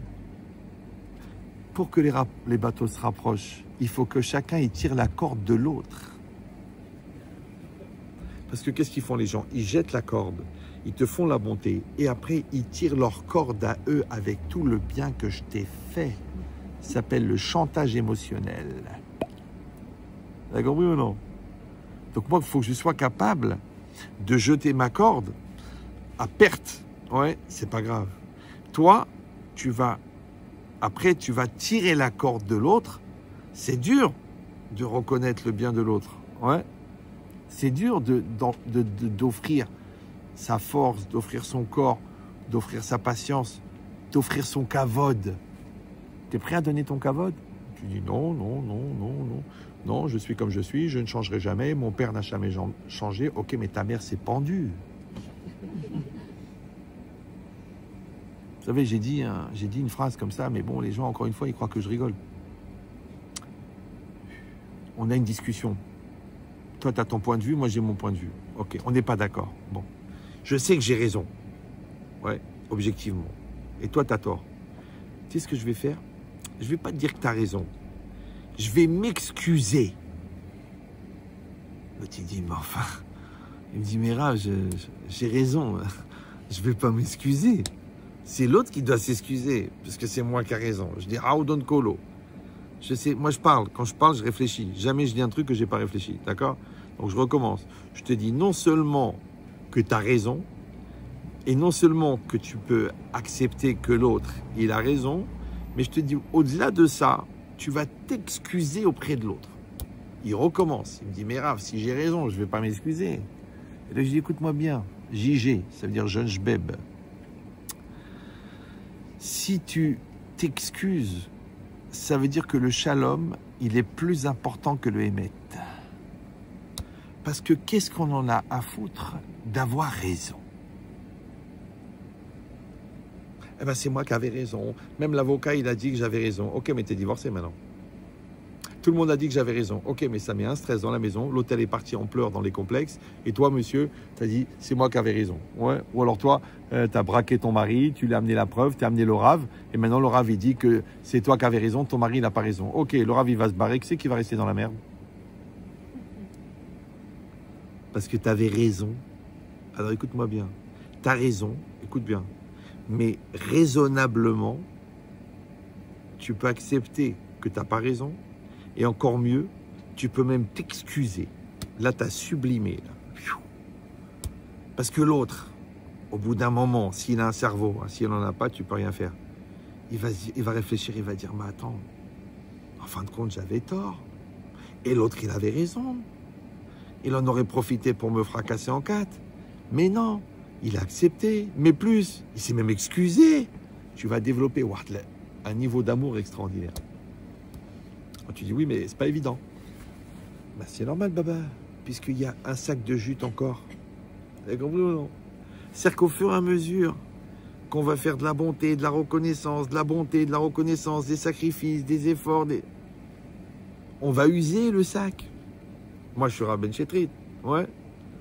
Je disais à ma femme, quand tu arrives, je descends, je te vide les sacs, je te truc, tu casses ta gava. J'étais assis avec des rabbinim. Chaque fois qu'un gars il vient me voir, je me lève, je l'embrasse, je lui dis bonjour. Les autres rabbins, là, les concurrents, enfin ils me disent, mais c'est pas ton kavod. Je dis, moi, mon kavod à moi. Quelqu'un il vient, il me fait kavod, et moi, mon kavod, c'est de rester assis, je me lève. Je dis, Rabbi Yohanan, Ayamakdim Shalom les Koladam, ouais. C'est-à-dire il devançait chaque personne qui lui disait bonjour. Afilou Akum Bashouk, même un goy dans le chouk. Moi je suis pas Rabbi Yohanan, je suis même pas la poussière de ses excréments. Et moi je vais rester assis. Vous avez compris ou non? Alors c'est pas seulement parce que genre je me prends pour. Non, c'est parce que je vais faire un exercice de Hanava. Ça m'intéresse de ne pas me prendre pour. Vous avez compris ou non? Tu fais un exercice.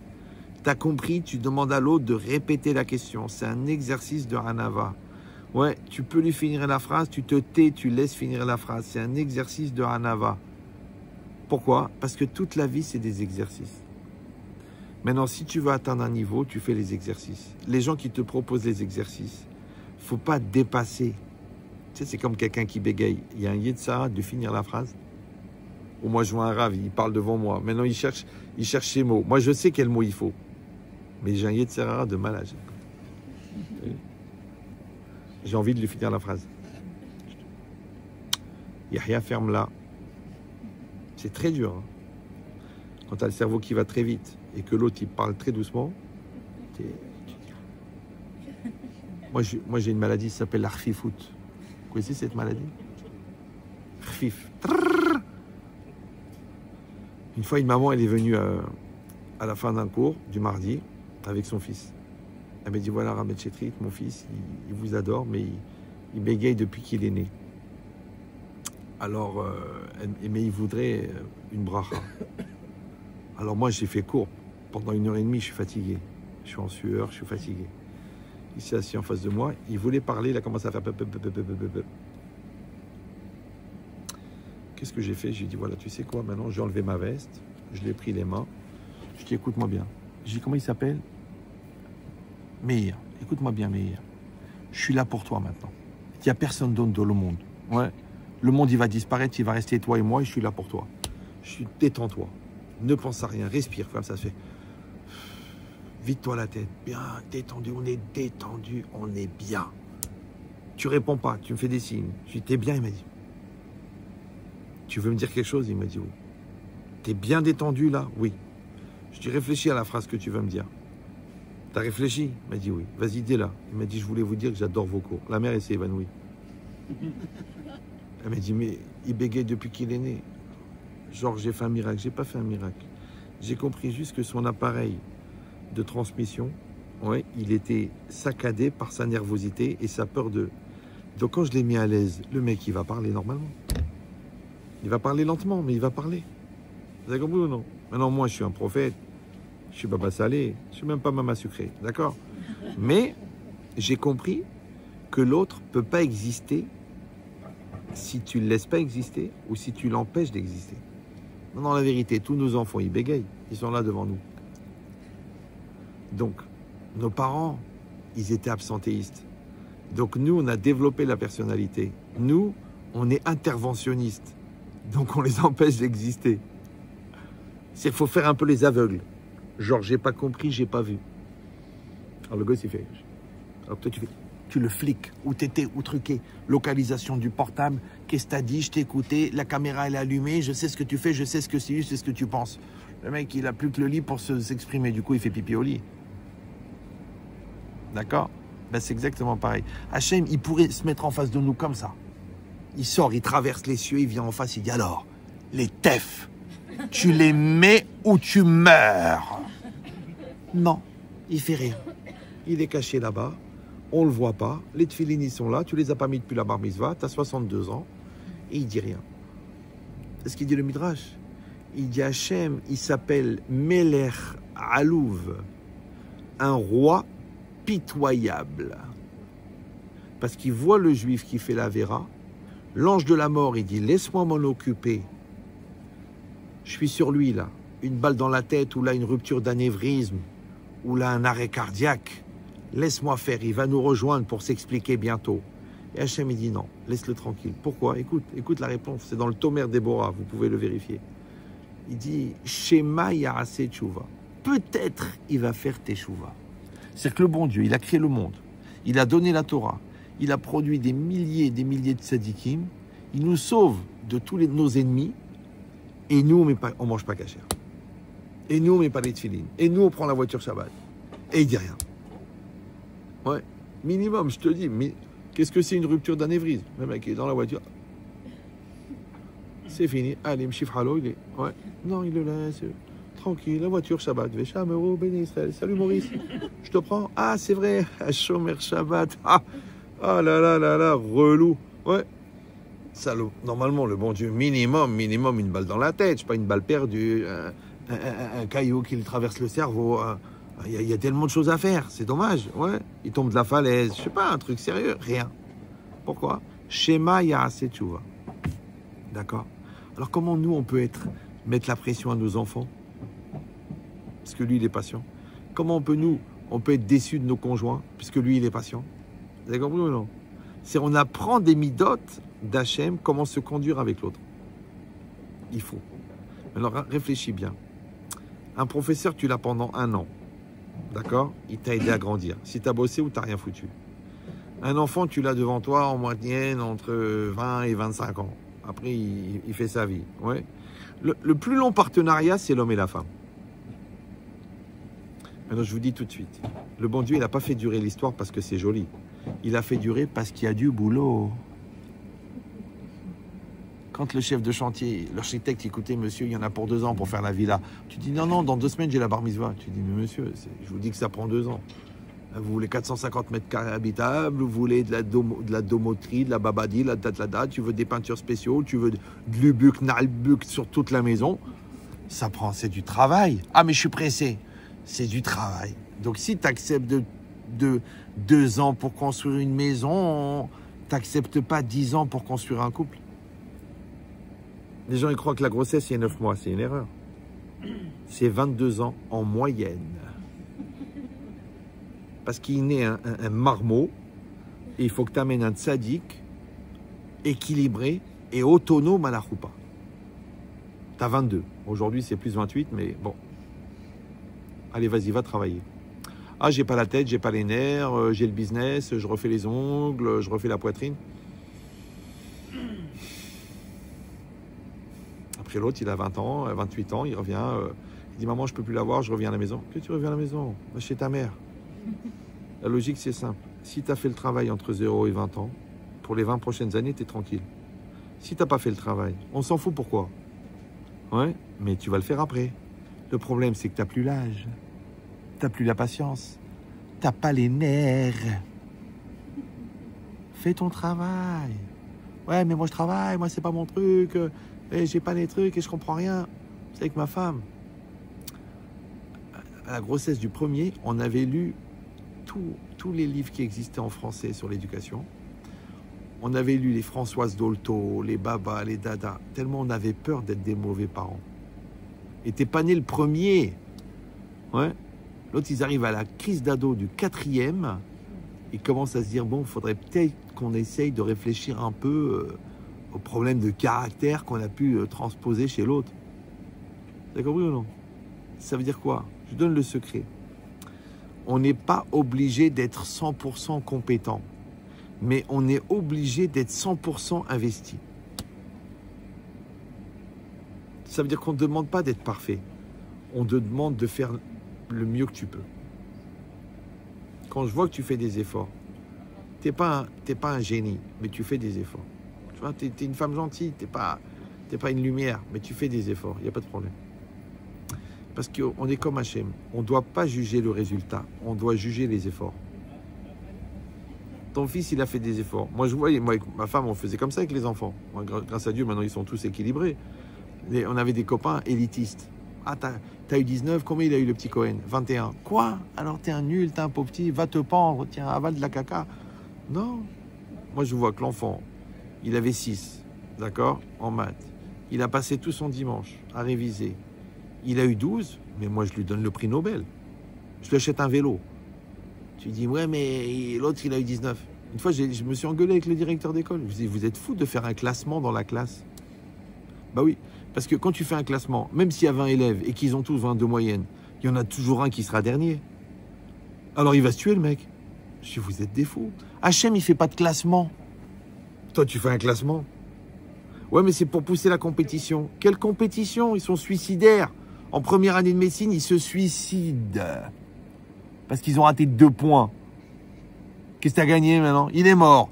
Mais il est mort avec une bonne moyenne. Kol hakavod. Ah, vraiment, ça me fait plaisir de savoir qu'à titre posthume, il aurait pu être major central. Kol hakavod. Ouais, mais non, moi je veux un enfant vivant. Moi, je veux pas un mort. Ouais. Donc ça veut dire que c'est quoi l'idée? L'idée, c'est que le jour où tu comprends que éduquer ta personne, éduquer ton couple, pas éduquer l'autre, éduquer ton couple, éduquer l'enfant, c'est la même chose. Ça va? C'est-à-dire qu'un enfant, il a besoin de Torah, il a besoin de discipline, il a besoin d'un cadre, il a besoin de sérénité, il a besoin de positivisme, il a besoin d'ambiance, il a besoin... C'est normal. Ton couple aussi, il a besoin. Il a besoin de temps, il a besoin de vacances, il a besoin de compréhension, il a besoin de patience, il a besoin d'écoute, il a besoin de finesse, il a besoin de sacrifice, il a besoin de remise en cause. Il faut que tu meurs. Vous êtes au courant, non? Ouais. Moi, je donne toujours cet exemple parce que je le sais, je l'ai vécu. Moi, je me suis marié avec ma femme, j'étais très intellectuel. Mais un malade mental. Ça veut dire que je faisais entre 9 et 12 heures de philo par jour. D'accord? À 17 ans, je dictais des dissertes de philo au téléphone à des élèves d'Hippocagne. Donc, j'étais pas spécialement débile. Imagine à 64 ans, ouais, vu que ça fait 50 ans que je réfléchis. Je vous dis pas ça pour frimer, je vous dis pour dire que quelqu'un qui travaille, il travaille. La preuve, c'est que quelqu'un qui travaille pas, il est débile. Donc, tu vois bien que ça marche. C'est pas grave. Bon. Et ma femme, elle était très intuitive. Donc, a priori, on n'a rien à voir. Moi, je suis analytique. Tac. Et elle, tmimout. On était fiancés comme ça. On est invité, elle me dit, on a invité un fiancé, tu viens? Ouais, je dis, oui, bien sûr. On avance et tout ça. Je dis, au fait, chérie, la question la plus débile du monde. T'as l'adresse? Elle me dit non. Elle me dit, je sais que c'est par là-bas. Ok. Moi, je sais bien, moi, je travaille, je me tords un doigt, je m'enfonce un clou dans la main. On arrive, elle me dit, c'est pas grave. Je dis, bah, t'as qu'à téléphoner. Elle me dit, ouais, c'est une bonne idée. Elle prend le téléphone, elle l'appelle. Elle appelle, elle parle 20 minutes, 25 minutes et tout, elle raccroche. Je fais, alors, t'as l'adresse? Ah, j'ai oublié. Maintenant, moi, je vais tuer quelqu'un maintenant. Ouais.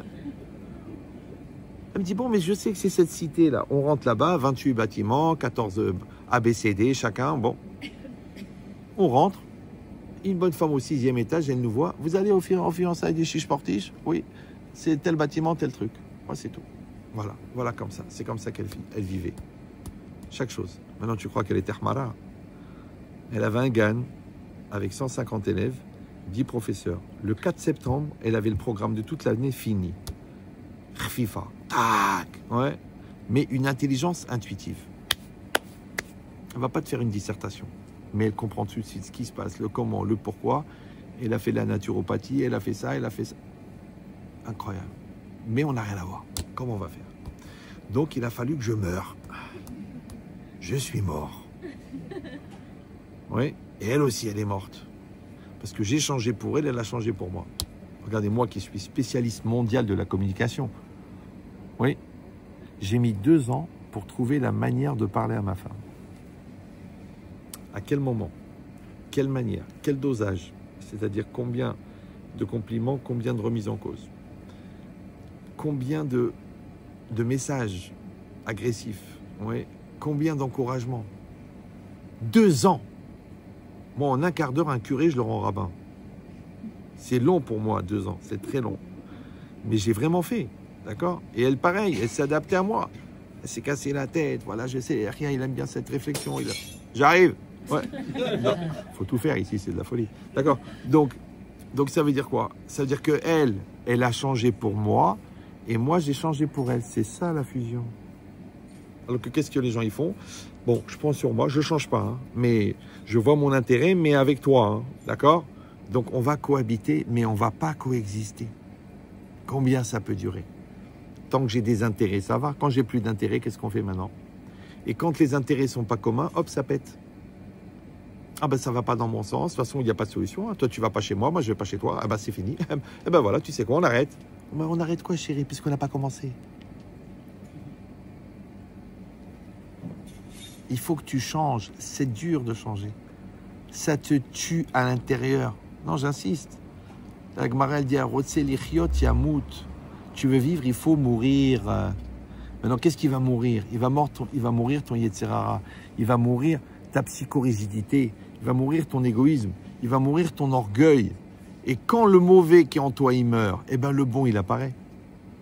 Alors que les gens, ils disent non, ça, vous comprenez pas. Les gens, ils m'expliquent. Genre, moi, je suis con, tu vois, ils m'expliquent. Ils disent non, mais vous comprenez pas, c'est à cause de ça, c'est à cause de ça. Mais non, c'est vous qui croyez pas en Dieu. Le bon Dieu, il sait vos différences et il vous confronte.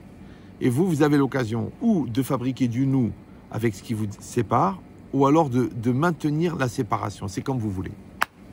C'est pour ça que je donne toujours l'exemple de la farine et de l'eau. C'est très facile à comprendre. Ouais, même les demeurés comme moi, ils vont comprendre. Ouais. Vous prenez de la farine. La farine est très sèche. Je ne sais pas si vous avez déjà pris un bol de farine à jeun. Ça s'appelle une crise d'asthme. D'accord? La farine est sèche. La farine est en particules séparées. La farine est instable. Vous soufflez dessus, elle s'éparpille. Elle ressemble à l'homme, parce que la farine, c'est le blé, et qui c'est qui détient le blé? Ok. La femme ressemble à l'eau. L'eau, ouais, est liquide. Vous savez que c'est le plus haut niveau d'humidité, c'est l'eau. Il n'y a pas plus humide que l'eau. Toujours là, bon. Mais l'eau, c'est un fluide. Et l'eau, elle est entière. Donc la farine, elle est en particules, et l'eau, c'est un entier. Vous passez le couteau, elle reste entière. Maintenant, vous mettez l'eau sur du sable, ça fait de la boue. Vous mettez l'eau sur le ciment, ça fait du béton. Ouais. Vous mettez l'eau, vous mettez la femme dans la famille, ça crée le liant. Ouais. Le mari, ils n'ont pas venu à la bar mitzvah, qui crèvent tous, mais ils ont perdu leur père. Toujours des raisons. Ouais. La femme, elle cherche la solution. Le mari, il ne trouve pas de solution. D'accord? Mais solution, c'est solutionner. Solutionner, c'est à base d'eau, la solution aqueuse. Ouais. Donc, l'homme et la femme, c'est comme l'eau et la farine, ça ne se ressemble pas. Ok, maintenant, on les mélange. Je donne toujours le même exemple. Voilà, on fait un business. Moi, j'ai 200 kg de farine, qualité supérieure, triple A. Ouais. Toi, tu as 200 litres d'eau, de l'évian, de baba, de trucs. Tu sais quoi? On va faire un business à Herzliya. On va vendre des chalotes. La veille de Shabbat, on va mettre les 200 kg de farine, les 200 litres d'eau dans une grande bassine. On les mélange. Avec ça, on fait les chalotes, on les vend. On va faire une fortune. Ouais, la chala maison, fait par une fille chala. Ça veut dire une fille de famille. D'accord? Bon. Évidemment, comment ça se passe? Évidemment, les deux femmes, elles se prennent la tête. Je ne comprends pas. Lui, moi, j'amène la farine. C'est normal, je prends 50%. L'autre, il amène de l'eau, il prend 50%. C'est pas normal. Et ils commencent à s'engueuler. Ouais. Ok. Alors, qu'est-ce qu'ils font? Maintenant qu'ils ont tout mis, ils ont mélangé. Donc, ils sont dans le pétrin. C'est le cas de le dire. Ouais. Et puis, bon, il dit, tu sais quoi? Pour le shalom, reprends ta farine. Là, il dit, alors, reprends-toi l'eau. Ils peuvent pas. Pourquoi? Parce que l'eau, elle s'est transformée avec la farine. Et la farine, elle s'est transformée avec l'eau. Maintenant, si toi, c'est l'eau et toi, c'est la farine, toi, c'est l'homme et toi, c'est la femme, tu peux me dire comment les gens ils divorcent? Ils ne changent pas. Ils supportent, jusqu'au jour où ils ne supportent plus. Mais ils ne sont jamais mélangés. C'est ça la solidarité. Vous avez compris ou non?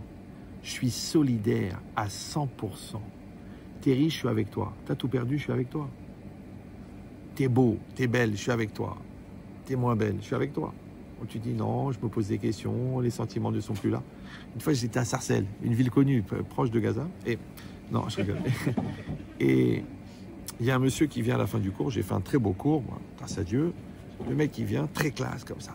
Tac, le maintien, le truc. Tu vois les habits classe. Mais quand il s'approche, je vois que le par-dessus Balmain, il est usé ici, tu vois. Je vois là un truc Yves Saint Laurent, mais le col, il est râpé. Ouais. Et le gars, il m'a dit, vous savez, Rav, ce que vous avez dit, que des fois, on est trompé par la famille, on est spolié. Eh ben, j'ai eu ce problème. J'étais un très, très grand... je faisais du commerce dans les produits de luxe. Et j'avais 52 millions d'euros d'immobilier. Et mon beau-frère, il a fait une société en parallèle. Et il m'a tout spolié, il m'a tout truqué. Et entre-temps qu'il parlait, il y a une femme qui est venue. Moi, j'ai compris que c'était sa femme. Parce que si elle se permettait de rester, c'est où elle était blata ou bon.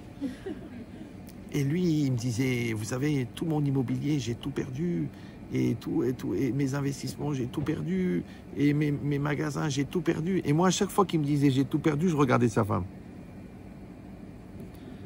Alors à la fin, il me dit, bon, c'est vrai, j'ai pas tout perdu, parce que grâce à Dieu, la seule qui est restée, c'est la femme. En bataille, je lui dis, tu vois, si tu avais fait l'inverse, si tu avais dit, j'ai ça, comme j'ai ça, j'ai tout. Vous savez que moi, j'ai 35 ans d'enseignement, d'accord? Maintenant, je faisais jamais une conférence si ma femme, elle me disait pas Tzlacha. J'allais pour partir. Je dis, chérie, j'y vais. Je dis, Aslacha, Bezrat Hashem. Aslacha Rabba. Maintenant, c'est mes filles qui me le disent. D'accord? Dis-moi, au bout de 35 ans, ça va, j'ai l'expérience, non? J'ai besoin. Je le veux. Je la veux, sa bracha. Vous avez compris ou non? Ça s'appelle la dépendance positive. Comme toi, tu veux la bracha de ton mari. Toi, tu veux la bracha de ta femme. Moi, je connais des grands businessmen. Bon, là, il se trouvait que le mec, c'était un Perse. Le mec, il fait des très gros business à Los Angeles. Il emmène toujours sa femme avec lui, dans les gros rendez-vous. Maintenant, la femme, elle connaît rien au business. Ils font le rendez-vous. Maintenant, c'est 600 millions d'euros. Hein. Et il dit à sa femme alors, elle dit non, je l'aime pas. Il signe pas le mec. Il signe pas. C'est-à-dire qu'il préfère l'instinct de sa femme que son intelligence et son expérience à lui. D'accord? Et la femme, c'est pareil. Elle veut faire quelque chose, elle veut la bracha de son mari. Oui, chérie, qu'est-ce que t'en penses? Je le fais pas, je veux ta bracha. Tu donnes la bracha. Vous avez compris ou non? Ça veut dire qu'on est en communion. Communion commun, comme un, echad. Echad en hébreu, gematria, ahava, amour. C'est-à-dire que le projet, c'est de faire un. C'est ça qu'il faut avoir dans la tête. Les gens, ils croient de faire des enfants, de faire des maisons, de faire des appartements. Mais c'est rien, ça. De toute façon, on va tous finir dans un studio en longueur. Ouais. Non, le projet, c'est de faire un. Maintenant, puisque la mitzvah, c'est de faire un, donc le Yetzirah, c'est de faire deux. Maintenant, deux dans la tête, on ne se comprend pas. Deux dans le cœur, on ne se ressent pas. Ou alors, on a des différences dans les ressentis. Et deux dans le corps. Comment veux-tu que je dorme avec quelqu'un que je ne ressens pas et que je ne comprends pas? faut savoir que dans la Torah, la sexualité, c'est le sommet de l'harmonie de l'esprit et du corps. C'est vrai que c'est interdit d'aller avec sa femme si on s'est engueulé, si on n'est pas d'accord, si on se prend la tête, si on est stressé, si on pense à divorcer, c'est sourd. Les gens disent on va régler sur l'oreiller. Je dis épouse l'oreiller. La sexualité, ça rapproche quand on est dans un esprit de communion et ça sépare quand on est dans un esprit de consommation. C'est-à-dire, si moi j'utilise ton corps pour me faire plaisir et toi tu utilises mon corps pour te faire plaisir, ça s'appelle de la masturbation en communauté. Je sais que vous n'avez pas l'habitude d'entendre des choses comme ça pour un rabbin, mais je préfère les dire que vous les viviez. Je ne sais pas si vous comprenez de quoi je parle. Ouais. Et pour arriver à ça, comment tu sais? Mais c'est un test, mais il est violent. Là, il est plus violent que celui de tout à l'heure. Vous êtes solide ou non? Ça va? Je vous le dis.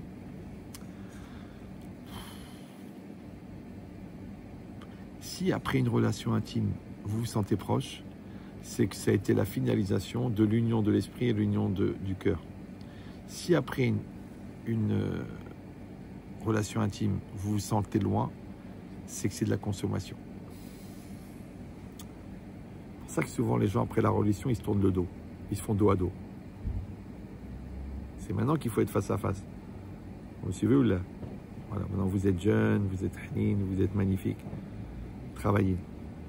N'attendez pas les miracles, ou là, les bénédictions, ou les conseils, ou là, les visions bizarres, ou les produits. Ouais, il faut travailler. Et vous verrez que si votre couple il évolue, votre intimité elle évolue. Ouais, la routine, c'est pour les gens qui répètent les gestes et qui répètent la relation. Mais les gens où la relation évolue, automatiquement l'intimité elle évolue. Donc il n'y a pas de routine. Hachem, il a fait qu'il y a 1 million de positions possibles exprès pour ça. Il y a 1 million de manières de donner du plaisir exprès pour ça. Rien n'est interdit. D'accord? Si on est dans un esprit d'amour, si dans un esprit d'utilisation du corps de l'autre, il y a beaucoup de choses qui sont interdites. Parce que si l'autre n'est pas en esprit de kavod et en esprit de chesed, c'est interdit. Ça s'appelle la pornographie. Dans la Torah, c'est pas comme ça. Mais encore une fois, on ne peut pas l'inventer. Il faut l'apprendre, il faut l'étudier. C'est pour ça qu'on essaye de former les khatanim, les kala.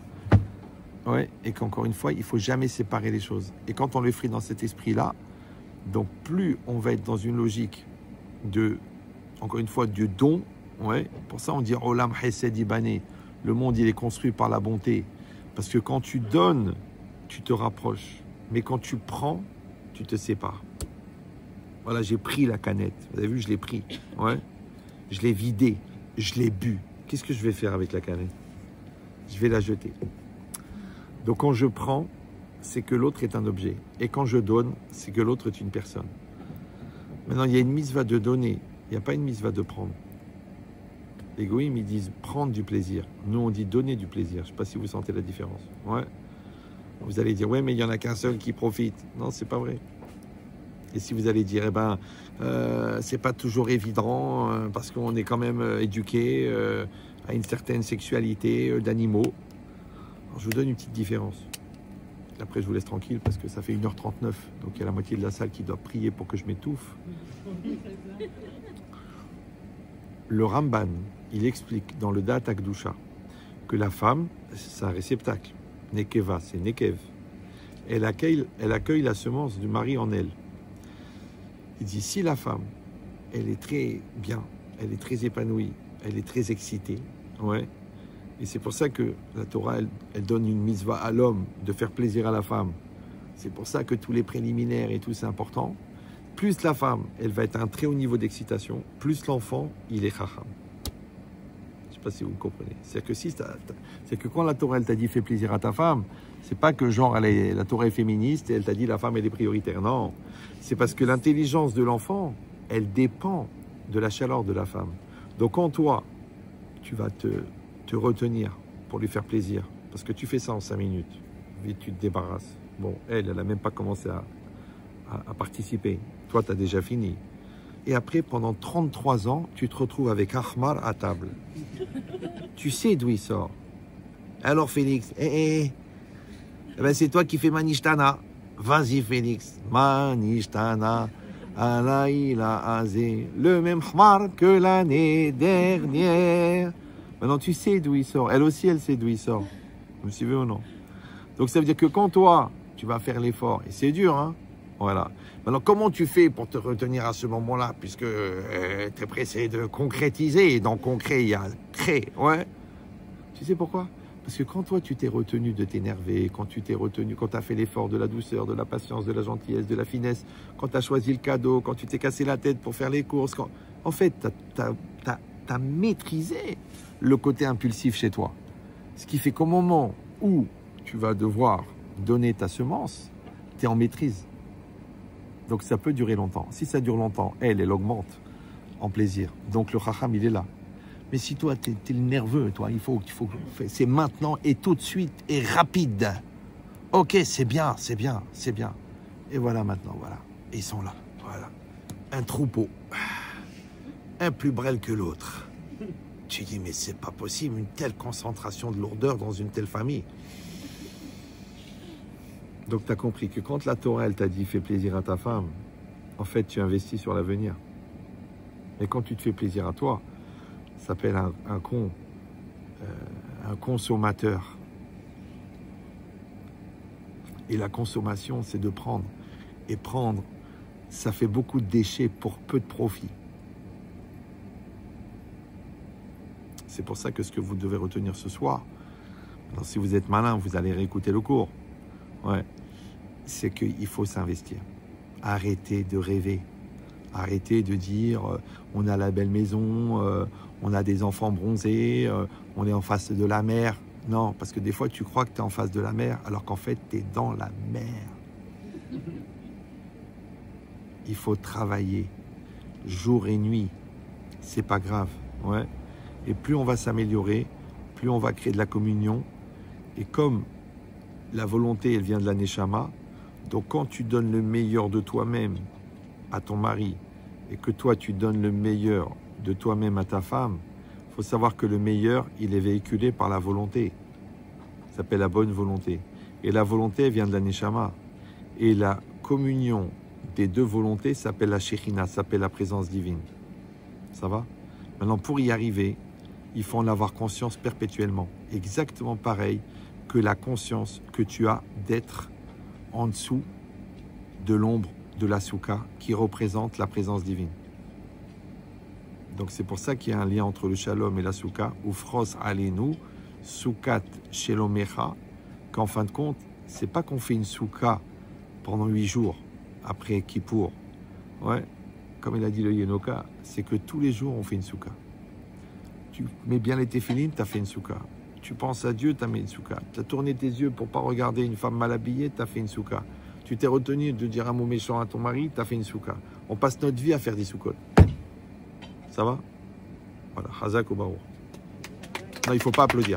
Ça fait spectacle. Gardez ça pour Gad, il en a bien besoin.